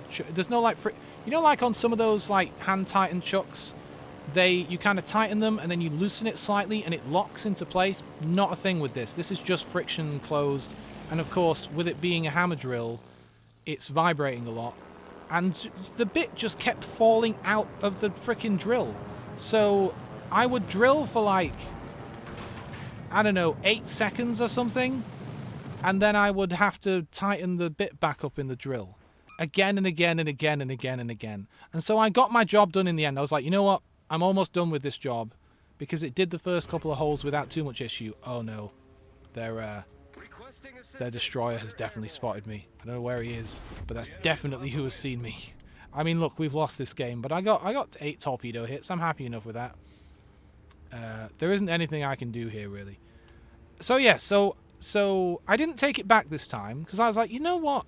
I've got a nice, like, proper steel-keyed chuck on my old hammer drill. I'm just going to take the chuck off the new one. I'm going to swap them over, because I know the drill itself is fine. It's just the chuck is terrible. And that's what I'm going to do. I only really mention it because it's sat on top of this dishwasher at the moment. But God, it's just. Oh, there's that destroyer. It's do not buy Wix branded stuff. I mean, look, it was 35 quid. You can't expect quality, I suppose, but I expected it to at least last a couple of tiny jobs before completely being useless, essentially. But anyway, the point is, I'm quite handy. I'd like to think I'm quite handy, and I'm more than happy to take things apart and play around with things. Oh, I almost hit him. Almost hit him. Let's try again. I'll read your message in just a moment. I see I've got some big old chat messages there. But yeah, I got that job done. I got it done, and I'm happy enough with it. And the roof is great. It's going to be like an outdoor work area, so that I can. I just couldn't drop as far in front of this guy as I wanted to. That was my mistake.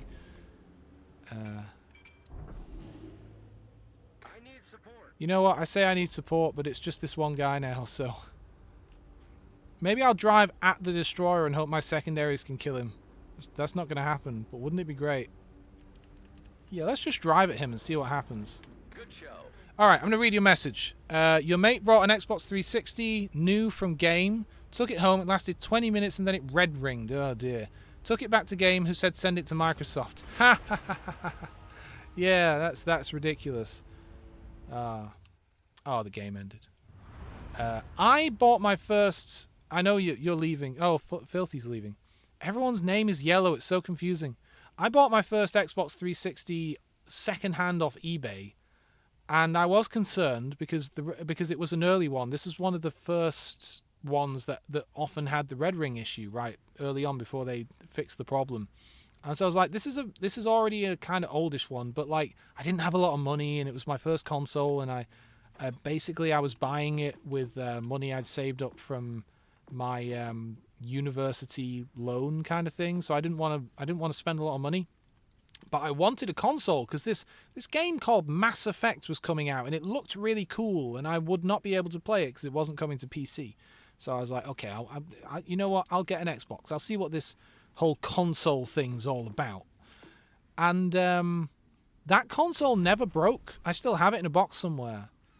It stood the test of time. I did eventually stop using it, and I upgraded to the HDMI version, because they brought out one that had, more storage and actual HDMI out instead of composite component. I always get mixed up between the two. But yeah, I'm as shocked as anyone that thing survived. I did take a 360 apart once because one of my friends, it broke. His 360 broke. And he decided he wanted to smash it up for whatever reason. I don't know. He's weird. But I took a few of the components home. I like to keep things. You never know what's going to be useful, you know? What was it? I got a nice bench power supply. I mean, nothing fancy. You're an what was the term you used, Tokra? You said you were an appliance technician, so you'll be more than familiar with like high quality bench power supplies, the kind that cost a lot of money and need to have a sticker slapped on them to say that they've been calibrated. Um, so I got a decent one because I got into Meshtastic and radio and stuff, and I wanted to learn how to make PCBs and build my own radio and things.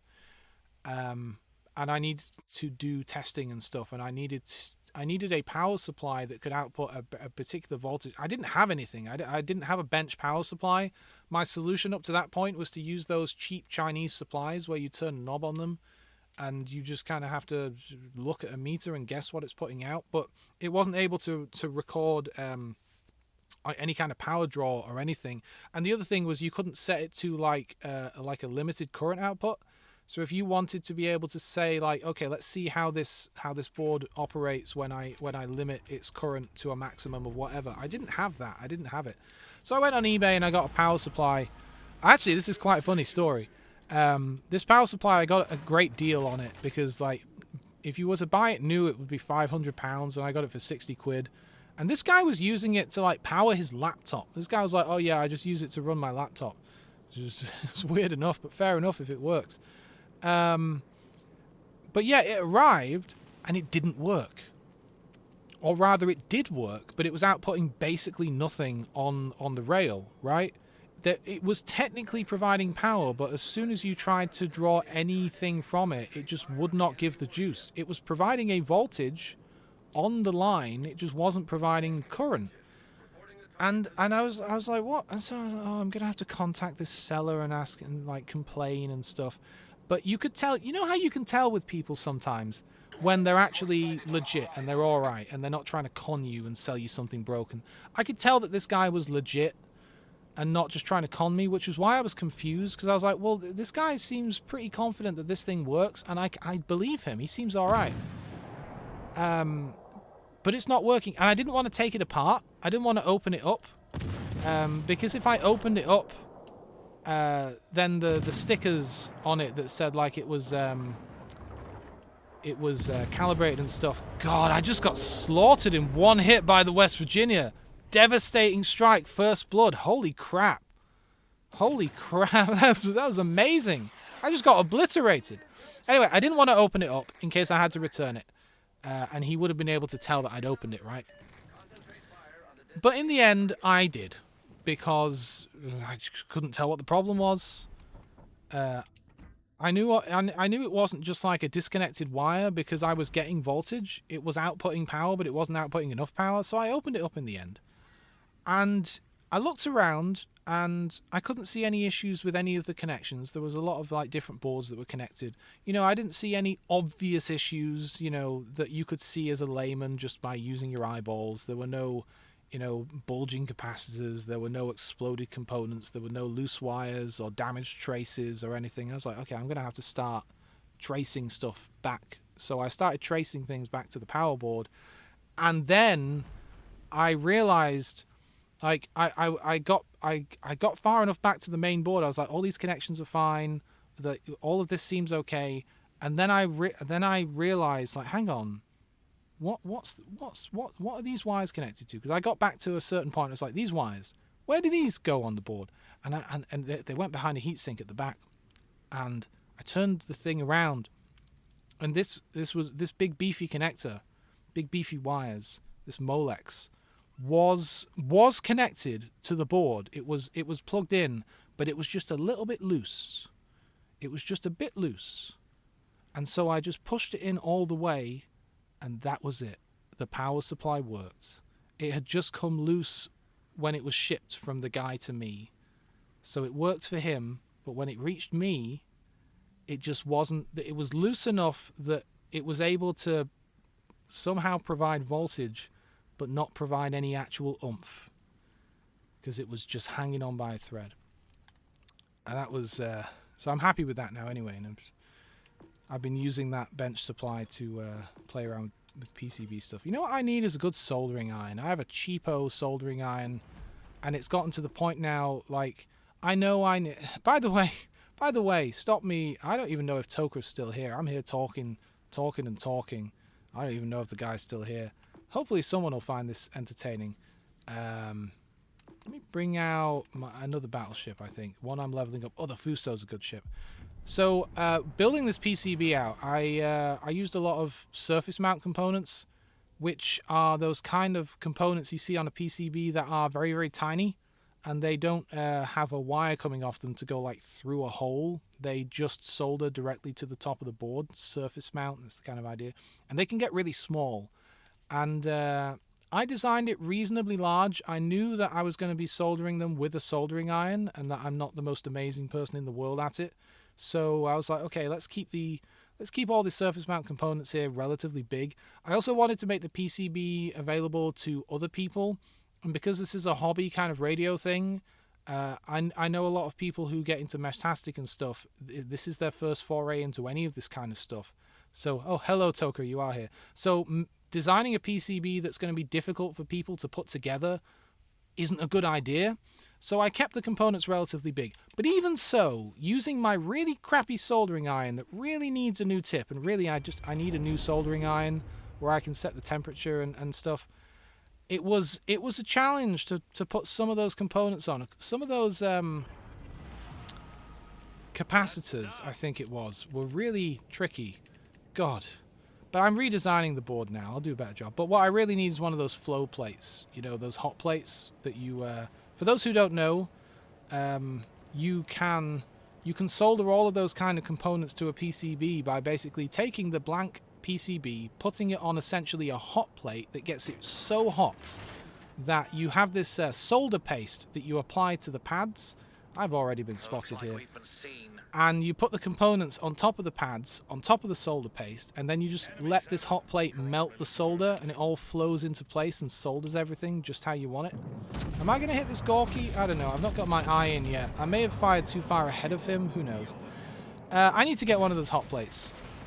I just didn't want to spend... Oh, no. I didn't fire far enough ahead. I just hit his arse. If that had been a proper hit, he'd have died. Yeah, I need to get a hot plate. I need to finish redesigning that thing. For people who want to get into PCB design, and if you're new to it like me, you could get KiCad, sure, but Easy EDA is the one I would recommend, because not only is it easy to use, but it has a lot of like pre-made modules and stuff. So if you're going to be using if you know you're going to be getting a particular component, I think Easy EDA is tied in with JLC PCB. I think it's their thing. So you can actually order the boards straight through the application from them. But like there's this like community database of components, and a lot of designing these boards is like getting a calipers and measuring like, okay, I'm going to be installing this particular component. What are its dimensions down to like a fraction of a millimeter so that I can design exactly where it goes on the board. Like what's the spacing between the legs and so on and so forth. But there are... Oh, there's Simono. There are so many community-made modules already that you can just pull in for your projects straight in the application. Like, oh yeah, I'm gonna be adding the breakout board to my board, so I don't have to add all these components or whatever. And like, oh, someone's already designed the schematic out for the breakout, not the schematic, the footprint out for this particular component. So yeah, an Easy EDA is just, it's easy to use, and it is browser based if you don't want to run it locally. But they do have a local version, which essentially just runs a local little web server because it's kind of a web based thing. But if you're like me and you like to run things locally and you don't like... This guy's slowing down. You don't like everything being web-based because like that kind of thing could just go away, you know? I don't like web-based stuff. I like an application that I know 20 years from now I can pull it up on my drive and run it again if I want to.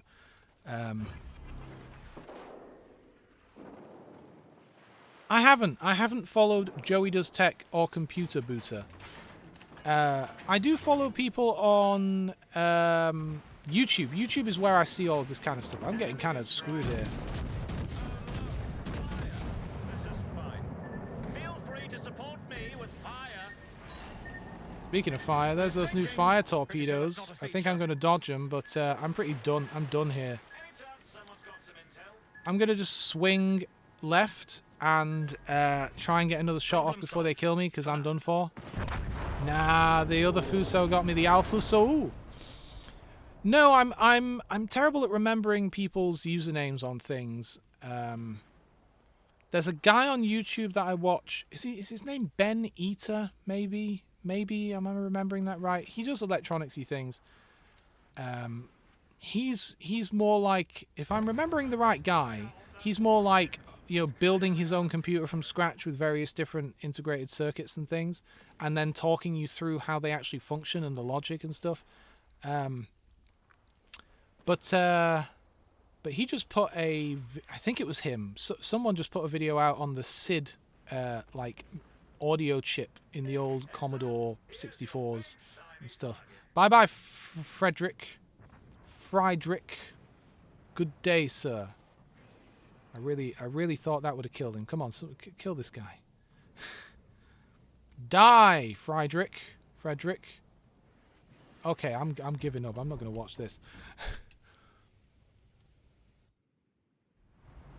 Oh, guys on Twitch. Yeah, I'm relatively new to Twitch. I've only used Twitch for like 5-6 weeks. And I have exclusively just been watching people who stream the games that I stream so far. Not for any particular reason. It's just, I don't know, that's kind of how it worked out. It's been nice to meet the people in this little close-knit community, because there aren't many people that stream like the console version of these games. So it's been nice to meet people who are into the same thing. And it's been handy for whenever I want to like raid someone at the end of a stream. If I already know, like, oh yeah, these are cool people who do good streams, I can send my viewers on to people I know who are going to be like good at this stuff. So yeah, that's what I've been doing. Plus, like, for me, mostly, I don't know, what ship I bring out? Let's actually have a look. Let's bring out another battleship that I'm leveling up. How about that? The Nevada, sure, I like the Nevada. Most of the time, I like to watch things on my own terms. I like to, maybe I'll watch 5 or 10 minutes of a video while I'm having lunch, and then I'll come back to it when I'm having dinner or the next day, or maybe I want to pause it and take a call or something. And I like to watch things on my own terms in my own time, and so live streams, for the most part, aren't really compatible with how I like to do things. So I mostly don't watch live streams. Yeah, there are a lot more PC tanks and ship streamers and not many console. Yeah, I think it's probably just because those are more popular versions of the game, and they look better, right? The frame rates are better, the resolutions are better. People would just say they're better versions, I guess. I started playing the console version because my friend, look at that dazzle camo, that's gorgeous. My friend didn't have a PC that could run the PC versions, so we only played the console versions. And now I put so much time and, you know, a little bit of money, not much, but I've put so much time into these games that why would I start from scratch on the PC version now? So I'm just sticking with it. I only ever turn on the Xbox to play these games these days. That's all it does. It's kind of like my Xbox 360 just became my Halo console. I just put the Halo disc in and never took it out, basically. I played a lot of Halo. But for years now, I've just played PC games. You know what? I've been playing Outer Worlds 2. I don't know if any of my viewers... I have a couple of viewers here, and most of you are lurking, which is fine. Great. You don't have to chat. But I sometimes wonder, like, well, because there are people that aren't talking, I don't know what they're into. And I'm like, I want to be entertaining, but maybe I'm going to start talking about something they don't give a damn about and wish I'd shut up about. Because now I'm going to talk about The Outer Worlds 2, which is a new game from, is it Obsidian? I'm bad with the names of devs. They are the famous developers of such things as, I'm about to be torpedoed, as Fallout New Vegas. And you can really tell. Alright, let's see how the Nevada takes the torpedo here. Not great, not terrible. Sure. Yes, it was a great battle. Anyway, Outer Worlds 2 just recently came out. It is on Game Pass, which is how I'm playing it on PC. I know I'm kind of shooting at this bow, but let's see if I hit him. I turned away from the battle to get away from those torpedoes, which is annoying. No, I didn't hit him. Not sure he's moving. Oh, he's moving forward, just not fast enough. Okay, let's really turn into the fight here. Yeah, Outer Worlds 2 is fun. It's a good... It feels kind of traditional. It feels like New Vegas. It feels like one of those. I've been playing that on PC. Why did I start talking about Outer Worlds 2? I don't know. I really am not sure. Okay, come on. I've got to hit him this time.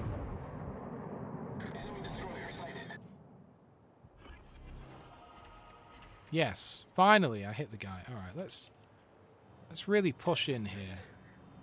Let's try and keep... Whoa, hello. I mean, cruiser, come on, I'm big and I'm slow. You could have seen me coming a mile off. I don't hold it against him. It happens. Zoom. Zoom? Why did you say zoom? Oh, what? Because of this? Because the tiny extra zoom you get if you press the thing in that I never use. I'm close enough to the screen already. I don't need to zoom further. Like, look at that. Like, this is not zoomed and this is zoomed. It's such an incredibly tiny, pointless difference. Like, if it zoomed an actual amount that would be useful. You could have gone with it. You could have said, oh yes, I was critiquing your usage of the zoom. Jesus wept now. Who did that? That wasn't the Omaha. That was the battleship over there that I can't see. You're bored between matches? What, you playing... Oh, what's her name? Thingy again. My brain, man. My brain. It's been a week. I'm still a little under the weather. I'm getting better. But we'll get there. Oh, okay, come on. Like, the enemy are dying in droves, and I'm riding their ass here. I'm just not getting close enough. Those torpedoes are not coming for me, so I don't have to worry. I'm going to cut into the middle of the map here, because there's no point just circling on the outside like an idiot. Those two destroyers are perfectly capable of going to get their aircraft carrier, which is back there somewhere. So I'm just going to... This Koenig is not long for this world. I'm just going to try and... just go straight into the middle of the map and actually fight the enemy here. Oh, can't believe the sun is going to set soon. How about this weather though, Tokra? Tokra's in the UK. Man, it's warm. So warm. It's been unseasonably warm all year long. And even now, halfway through November, it's like 14 degrees at night. It's ridiculous. This destroyer is not going to torpedo me. There are better targets, like this guy, for example, this Tennessee. Yeah, no, I'm not going to do that. Concentrate fire on the aircraft carrier. When there are two destroyers and a cruiser already going after him, I reckon I'll leave that for him, thanks. I could shoot the Emile Bertin. Good ship, by the way. Nice, fun little French cruiser. I don't think I'm going to hit him. I'd rather hit this California, who seems to want to be whizzing out this way. I kind of want to cut the corner here. This Tennessee, I'm sorry, I know I'm going to hit you, but like I need to turn. This guy's really moving. Kamikaze is asking us to set. You know what? Okay, fine. I was trying to stop and let him kind of nudge me but go around, but he doesn't seem to want to do that. I know I'm kind of being a bit annoying here, so I'm gonna put my engines on instead and just try and get past him. I probably should have just stopped and let him pass. I was hoping I wouldn't have to lose too much momentum. He's in a good spot to engage the enemy regardless, so hopefully he's not too upset about that. Was I even hitting this guy? The Ark Royal got him. Good-o. So their battleship should be down here now. Realistically, I should bring my guns around to the port side. It's about to smash it down. I tell you what. Here the other day, 2 days ago, in the evening, I mean, it had been raining all evening, but there was a sudden band of rain It was insane. It was so heavy. My garden path flooded, and it's never flooded before. We don't get flooding where I am. My garden path was completely flooded just because the ground couldn't soak up that amount of rain that quickly. Like, about 45 minutes later, it was fine again. But for a little while there, Jesus, I'm done for. This California's got me. Maybe I shouldn't have engaged him. Yeah, I'm screwed. Plus, this destroyer has my number. It's over for me. Ah, look at these torpedoes. I'm just waiting for the California to launch another volley on me. Good show. It was insanely heavy rain. It was wild. Ah, he got me.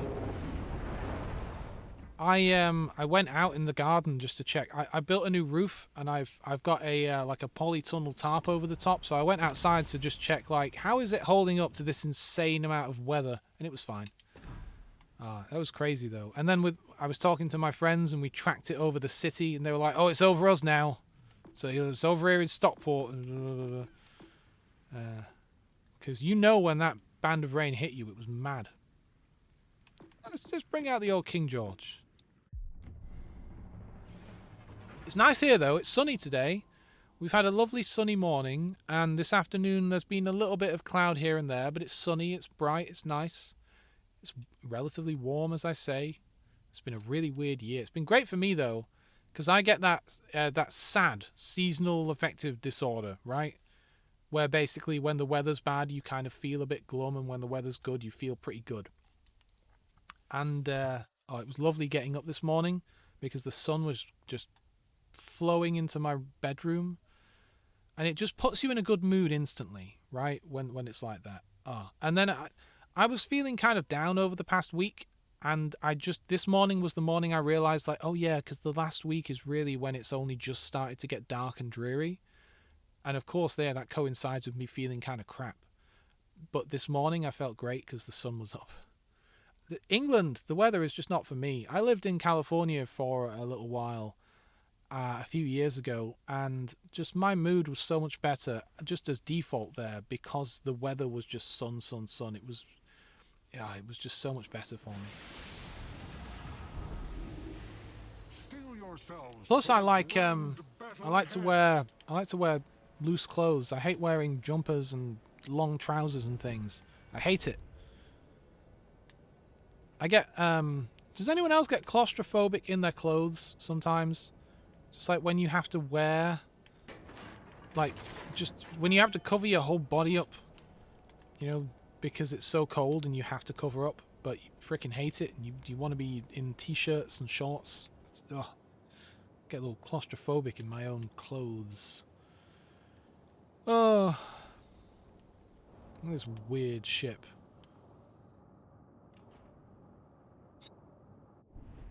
It's because he's got he's half battleship, half aircraft carrier. He doesn't know what he wants to be. Looks like he's parking up behind this rock so he can launch his planes at stuff, I guess. Imagine if they modelled crash damage in this game, you know? Thunk.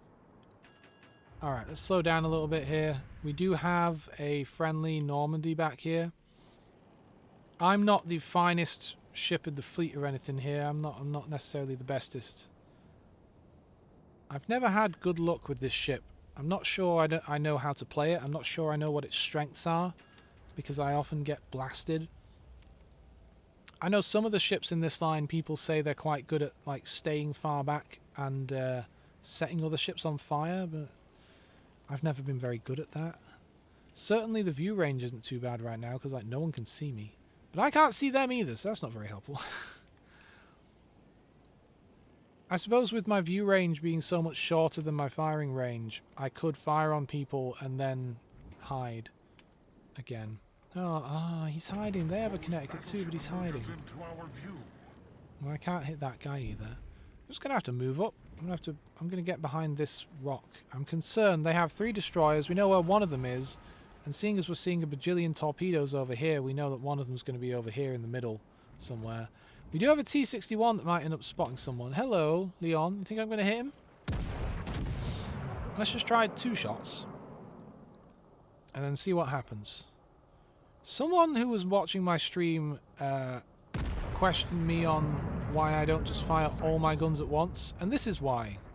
For example, I was getting my eye in with the first 2 shots, and then once I had my eye in, that 3rd shot was better able to connect. And I did it the other way. Instead of just doing 1 shot to get my eye in and then 2, I also wanted to surprise the guy, because I knew that if I did manage to hit him or even get close, he might suddenly start changing course, and then my next volley might be more difficult to hit. It ended up working out the other way around, but sometimes it does work out that way. So I like to surprise people. God, look at the awful camo I have on my ship. It's gaudy as hell. It might be more fitting on another ship, but I just thought it was funny how terrible it looked. On this ship, at least. Yeah, see, I'm slowing down here because I know there's a destroyer out there. I mean, hell, we can see him, like Japard over there. And I don't just want to whiz out. Plus, there's a bunch of battleships out there. And a lot of my colleagues, like this guy behind me, the Connecticut, are still very much in cover. It's easy to forget because I look on the minimap and think, oh yeah, I got a battleship behind me, he'll back me up. And then you realise it's a Connecticut and all he wants to do is stay in cover all the time. Hello. Hello, little Connecticut. Hello, little fella. Come on out, little fella. I'm reversing. Because again, like, this is why I didn't want to go out there. There's so many ships out there. Freaking Higua, Andrea Doria. I mean, yeah, there's a Connecticut, who I am going to try and shoot again. Are my forward guns going to still be... Oh, no. I've gone backwards too far. That's a shame.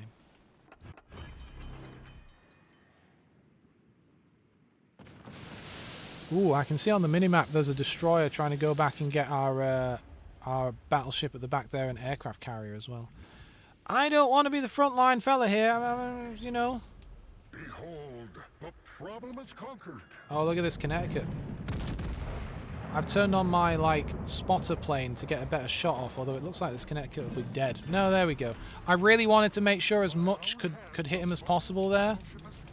I'm not liking all these torpedo planes. Oh, yeah, there we go. 3 torpedoes are going to hit my bow. Or 2 torpedoes are going to hit my bow. That wasn't too bad. But has he launched more behind me? He most certainly has. One of them's going to hit again. Ooh, that's not great. It's a good thing I'm reversing, though. Alright, listen, Higua, buddy. Oh, one of my shots. Wow, it ricocheted off the island. Did you see that? It kind of bounced. That's kind of cool. Alright, okay. What do we want to do here? The Androdoria's gone. Good. We're still in this fight. We're still in it. We're still in it. Oh, look. The bot linked to my Discord. We have fun on the Discord. It's nice because as someone who's new to this platform, I was worried that I'd start a Discord and it would just be me and the bots and like one person and it would feel really weird. But we've actually got some people on there and they're all in different time zones, so they chat at different times. We got some like Australians, which is cool, and British people in there and Americans and so on. It's kind of nice. But it's nice to just have people. Oh, come on! I wanted to kill someone. Still, that was well done. Well done, guys. Right, I'm starting to move here. It may not be the best idea, but I can't just sit behind the one rock all the time. They are sending a Colorado up our arse here with 2 enemy destroyers. I might swing around, because I get the impression that our guys are very much focusing on what's going on ahead of us, and we're not focusing so much on what's going on behind us. But then we do probably have to take out this Leon. He's right in front of us, after all. That is the location of their other destroyer, in that smoke over there. That's where he was last seen. Oh no, I'm going to hit a freaking island like an idiot. Wow, that was stupid. That was a dumb move. That was very stupid. Yeah, no, look, if I were the aircraft carrier, I'd bomb me as well, because I just made a dumb move. Here come those bombs. If I were that destroyer, I would also... we've lost our aircraft carrier to one of those destroyers, I suspect.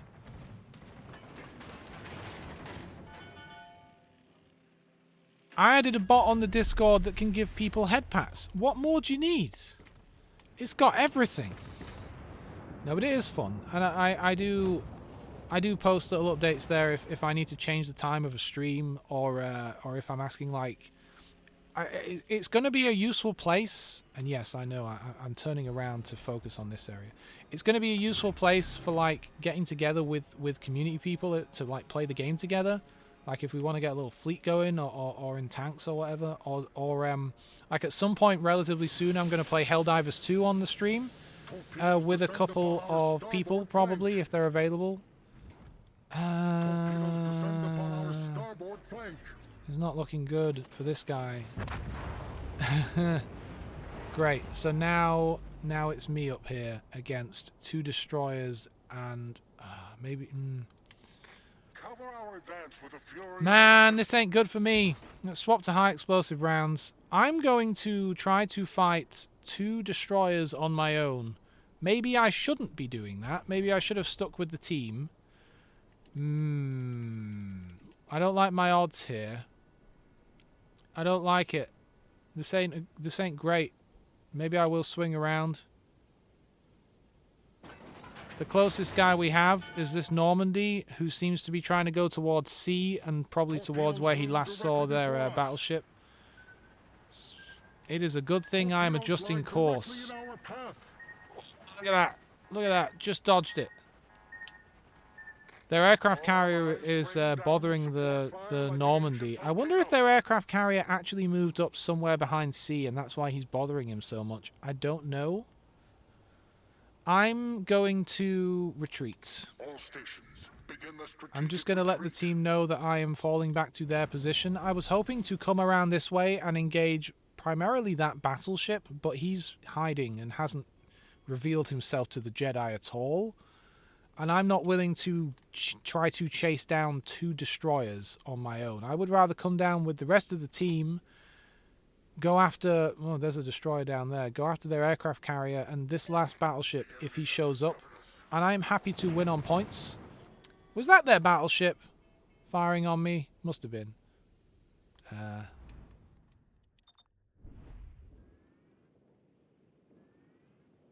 This is becoming quite an interesting match, I think. The battle concludes in mere Alright, yeah, he is kind of where we thought he was. I can't hit him from here, though. And if I just turn to go that way, these destroyers who are up north of me will be able to get me. Oh, I was just about to tell him to get the hell back. Those Colorados punch hard. I might need to get down to where this Connecticut is. Strength in numbers. advancing toward our port side. Let's try and make sure that this torpedo doesn't hit. Torpedoes advancing toward our port side. It's very hard to hit a battleship that is moving away from you at high speed. I do not have the right ammo for this at all. Wow, that guy's close enough for my secondaries to hit. Damn. I got my high explosives selected, but for this battleship, I wanna punch him with something a bit harsher. What if I just get close? That's real dangerous though. We are winning on points. They are capturing A though. Oh, sorry, B. Honestly, at this point, they've just decided to start firing on me. Torpedoes loom at our stern. Can I avoid these torpedoes? No. No matter which way I turn, this one's going to hit.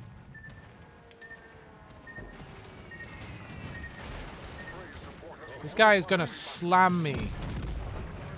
This guy is going to slaughter me. Noble contest. Well fought by all. That's how it's done.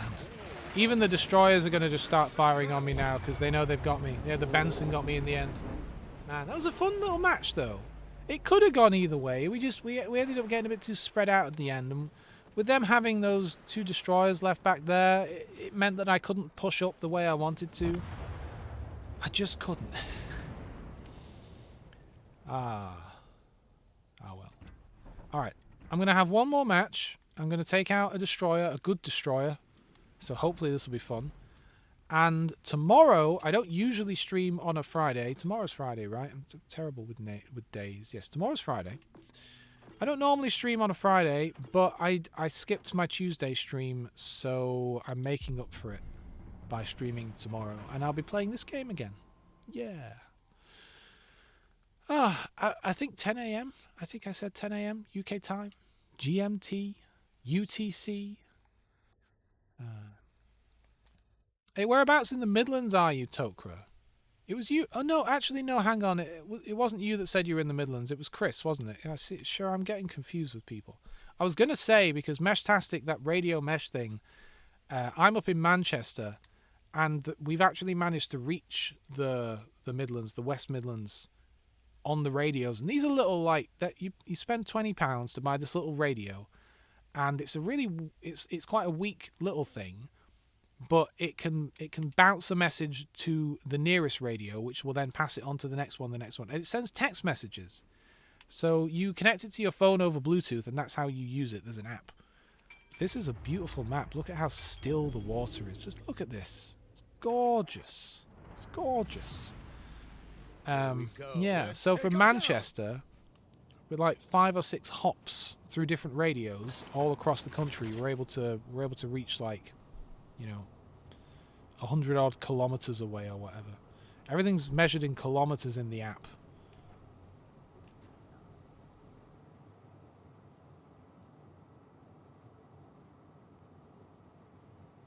Man, there are a lot of people who would say my job as a destroyer is to capture points and stuff. So they would say, oh, you should go down and capture C. But this is my kamikaze, which I like to use as basically like a submarine. It's hard to spot, and it has good torpedoes. I very rarely use the guns because they're terrible, only in emergencies. And if I go into sea, yeah, maybe I could capture it. But then they'll know I'm here.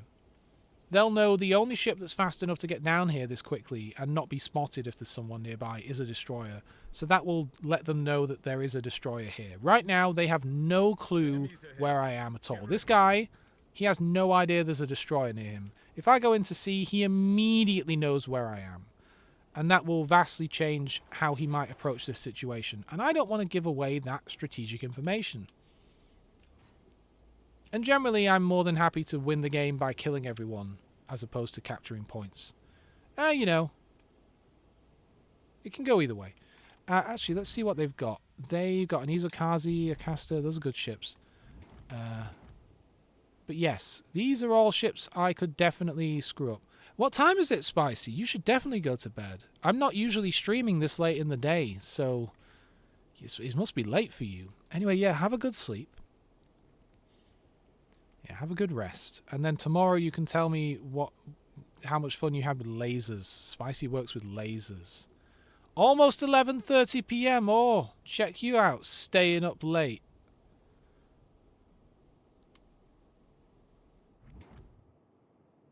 My torpedo range is 8.1, so this guy is getting closer to being in range because he's moving towards me. It is 8.1, isn't it? Oh, I'm pressing the wrong fucking button. Yeah, it is 8.1.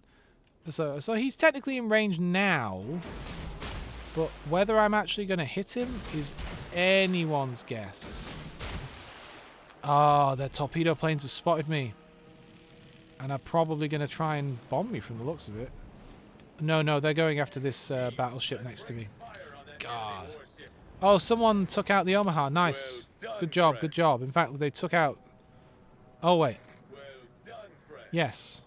They took out 2 ships at once. Do you reckon I'm going to hit this guy? You're going to be working with lasers tomorrow. Lasers scare me. There are some things... I generally don't mind DIYing with a lot of stuff. But there's some things I stay away from and I won't play with. Like, I'm more than happy to play with electricity and stuff like that, but I won't play with, like, pressure vessels. And I won't play with... I guess it's mostly pressure vessels, but also, like, I won't mix water and electricity, really. I won't do it in a way that is in any way modded. You know, if I'm just fixing something with some kind of stock component, I'm more than happy to open up something. Oh, gas. Gas is the other thing I won't mess with. When I say gas, I mean like natural gas, like a gas boiler or a gas cooker or whatever. Like, I'll connect lines and stuff, but I wouldn't fix my own gas boiler. Unless it was a specific component that I knew I could swap out, and I knew it's quite easy to turn the gas off. But even then, like, no, I think I'd leave it to the pros. Electrics, on the other hand, I'm more than happy to bugger about with. More than happy. Come on, I want to shoot this guy before I go behind the island. Alright, I don't know if I'm going to hit anything, but there are a lot of their guys coming my way. There's at least a cruiser, a battleship, and a destroyer in front of me who are really chasing me down here. Not to mention that there's another destroyer near B, not too far away. Let me just let the team know that there's some action over here. Like, Direct your fire at that target. oh, I have done. Look at all these torpedoes that he's avoiding. Oh, that one hit. Only in the bow. But at least it hit. Let's turn on my engine boost because I really need to make sure I maintain distance from this guy. Oh, another of my torpedoes hit this cruiser. Wasn't even aiming for it. Ah, shit. Shit. Alright, so let me explain what just happened. They have a destroyer off to my port side here. He's right here. Oh no, we've been seen. Who is just pushing me into a corner to the point where I can't hide. Now I could potentially lay smoke, but laying smoke just to go and hide in a corner, you know what? I'm going to have to do that because he's turning straight towards me here. There's nothing I can really do about this. Fire! Ouch! We have really messed up those other ships, but it's just me trapped in this corner now with a battleship, a cruiser, 2 destroyers. Smoke is Yeah, up. I Good don't luck think finding I'm us going to now. survive this. Unless I can get a lucky We're torpedo sailing hit smooth now. on this guy. If he drives straight into my smoke to come and kill me, maybe I'll be able to torpedo him. Your fire support would I do don't the expect trick. anyone to help me, but I'm just kind of sending out a message to say, like, hey, I'm screwed here. Just so you guys know I'm back here and I'm about to be dead. Oh no, we've been seen. Torpedo dead ahead. Get moving quick. I can't turn fast enough to launch torpedoes on him. I was trying to turn hard left to hit him, but he was just going too fast. I was already turning to starboard, so getting the rudder back round to port to get those torpedoes on him just didn't happen in time. Man, but that's how it goes. That's how it goes in this game. At least we got a couple of torpedo hits. You know, that Guilio Cesare. I really have to look up how to pronounce these things. And even that other cruiser, I hit him. Those are the 2 torpedo hits I got in the whole match. But by God, it counts. Look at all those new torpedoes going out everywhere. Actually, let's look at this. This is one of the new... God, I wish the game would let me pick which vehicle I want to look at. This is one of the new French destroyers that has those flame torpedoes. I've not unlocked them yet. I wonder who's going to win this match. You know, seeing as this is my last match, why don't we actually stick around? Because it's a 3v3 at this point. We have more control points than them, but the score is relatively even. So let's see. We have a battleship which is moderately damaged, flying the French flag, the Corsair. We have a French destroyer, which I don't know how to pronounce. Le Droy? I don't know. And the Cosmolets aircraft carrier, who is probably hidden right now, but if this Guilio Cesare gets much closer, he'll hit him. And what do they have? They have a very badly damaged battleship and 2 destroyers, which could really be a problem. I mean, they're destroyers if they have enough time, and they have 7 minutes, so they have enough time. They could kill our aircraft carrier easily. They could probably, if they're smart about it, oh no, they could easily sink our battleship, and then it's just a badly damaged destroyer against all of them. I don't know. I don't like the look of this for our team. Calling for fire support. We could get lucky. They could make stupid mistakes, maybe. But I think we could lose this. I think we could. So their battleship has just crashed himself into an island for whatever reason, trying to avoid fire, trying to avoid bombs, torpedoes and things. I'm very concerned, as we can see here, about this destroyer taking on this extremely weak battleship. And there he goes. He got him. So now it's our weak... this is the same ship as well. The enemy has the same ship, the Le Droy. He's in smoke and our guy isn't. But he has so little health, and that guy has slightly more health than him. So it's just down to skill and luck. This guy could be hiding and repairing up. Who knows? Who knows what he's doing? Tense. Tense. Okay, so our guys fired the first shot here. It was a good shot. It just depends how much damage this guy can send back on his first volley. Is it going to be enough to kill him? Oh, yeah. No, he missed, and our guy was able to get a second shot off. Okay, excellent. Now things are a bit different. I still feel like our aircraft carrier is not long for this world. Seems like the enemy doesn't know where he is. I can't tell if he's visible or not, but if he's still relatively well hidden... Oh, no, he's not. He's being engaged. Ooh, is that torpedo going to hit? Is that torpedo going to hit? It looks good. It's hard to tell from this distance. Oh, no. And here's their destroyer. Okay. Okay. Okay, what do we think? Could we win on points? 5 minutes left. Let's hurry if we want to Yeah, win. so our aircraft carrier just told our destroyer to retreat. And I think his thinking is, if you just run away... By the way, nicely dodged. Nicely 3-point turned. He did just hit the land there a little bit, but by God, he got away from that. If he can keep this island between him and the battleship... So if he turns... let's see, if the battleship's there. If he turns to face me, which is the opposite of what he's doing... Well, no, because if he does that, the battleship could fire over the island. This is interesting. I'm enjoying this match. So it looks like our destroyer is going to capture C to make sure we're getting points, which is the best move at this point in the game, because we're going to lose our aircraft carrier. So if he can win on points, that's going to be the way to win here. So if he can capture C, while these guys are on the other side of the map being busy killing this guy, and then if he can hide, if our destroyer can run down the clock and just win on points, 4 minutes, that could be it. And you never know, our aircraft carrier might get a lucky bomb hit on this destroyer or something. Oh, that's a lot of torpedoes. He is maneuvering, but this is it for him. Woohoo! Yeah, guten Abend, fella. Good day, sir. Alright, so the enemy know where this little badly damaged French destroyer is, because he's in sea and they can tell exactly where he is. So, but I would imagine they know their situation, because the points are almost equal, really.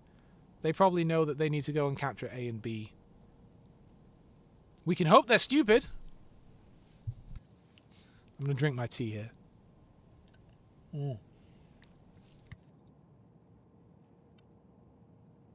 And wait patiently. The stream just passed 2 hours, 22 minutes, and 22 seconds. Actually, no, that's just my recording. I think I've been going for 2 hours and 30 minutes.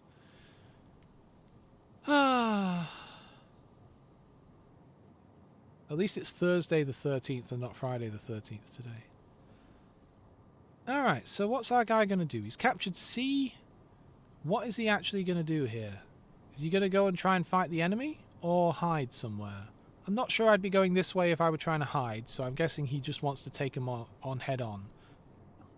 I mean, if he's looking at the minimap, he might think maybe I could get close enough to torpedo the battleship without being seen and then turn around. Maybe. Maybe he could do that. He does appear to be trying to spot the battleship right now, because the battleship was last seen, well, in that direction, over there, somewhere between those two rocks, heading in that direction towards A. At this point, it could have turned around. Well, no, it's not turned around because we'd see it by now, so it's definitely behind the rocks somewhere, which, honestly, if I were him, I'd probably turn around, because, alright, maybe you could get the drop on the battleship, but maybe this exact problem would happen. Maybe their destroyer is coming straight for you, and I don't like its chances against an Izakaze. I do not. You're laying smoke, but it is a bit late. Hey, if he gets really lucky here, and like flame torpedoes this guy, that would be great. Are any of them gonna hit? Are any of them gonna hit? Are any of them gonna hit? Oh, he hit him! He killed him! Oh, fair play to you. Fair play to you. Oh, that's fantastic. Alright, okay, I take it all back. And now we know where their battleship is, because he's starting to capture B. But honestly, look at the score. 900 for us, 500 for them, 1 minute left. We've won this game. Unless this guy is the stupidest person in the history of the world and just drives straight at the battleship and gets himself killed. Or herself, I don't know. Lynn. Their username has Lynn in it. Lynn is a lovely name. I like the name Lynn. I like complimenting people on their names if I think it's a nice name, but I know that that's what, like, creepy people do when they're hitting on people. You know, that's the traditional, like, oh, you have such a lovely name, let's sleep together. But, like, if I think a name is nice, I'll just tell them I think it's a nice name. And but sometimes I worry, like, oh, what if they take it wrong? Yeah. I think Lynn's a nice name. I like Lynn. I've never met a Lynn. I think it's one of those names that's fallen slightly out of use. You know how names come and go as the decades go along? Oh, dude, you got 10 seconds. You got 10 seconds. Why would you do this? This is exactly what I told you not to do. You fool. Look, I don't normally complain, but that guy intentionally lost the game. We won the game with 4 seconds left. My word. And Lynn, that was some great gameplay there, but I take it all back. Wow, you really... Wow, that was a terrible, terrible decision. Why would you do that? I take it all back. Lynn. Still a nice name. All right. I am going to call it there. I'm going to play my little sign-off video in a minute, which I made myself. I made it all by myself, so I did, in my little video editor. I will be back tomorrow at, I think, 10 a.m. UK time. You can always check the schedule. If I do change the times, if I do update them, you will see it on the schedule on my profile. And there's the Discord link in chat if you want to come and say hello outside of streamy times and say hello to everyone and find out what I'm going to stream. I have a list of games that I'm considering streaming, so input is always welcome. Suggestions are always welcome. But for now, I will bid you adieu. It's been marvellous. It's been wonderful. Thanks for coming and chatting. Thanks for coming and watching. Have a good afternoon.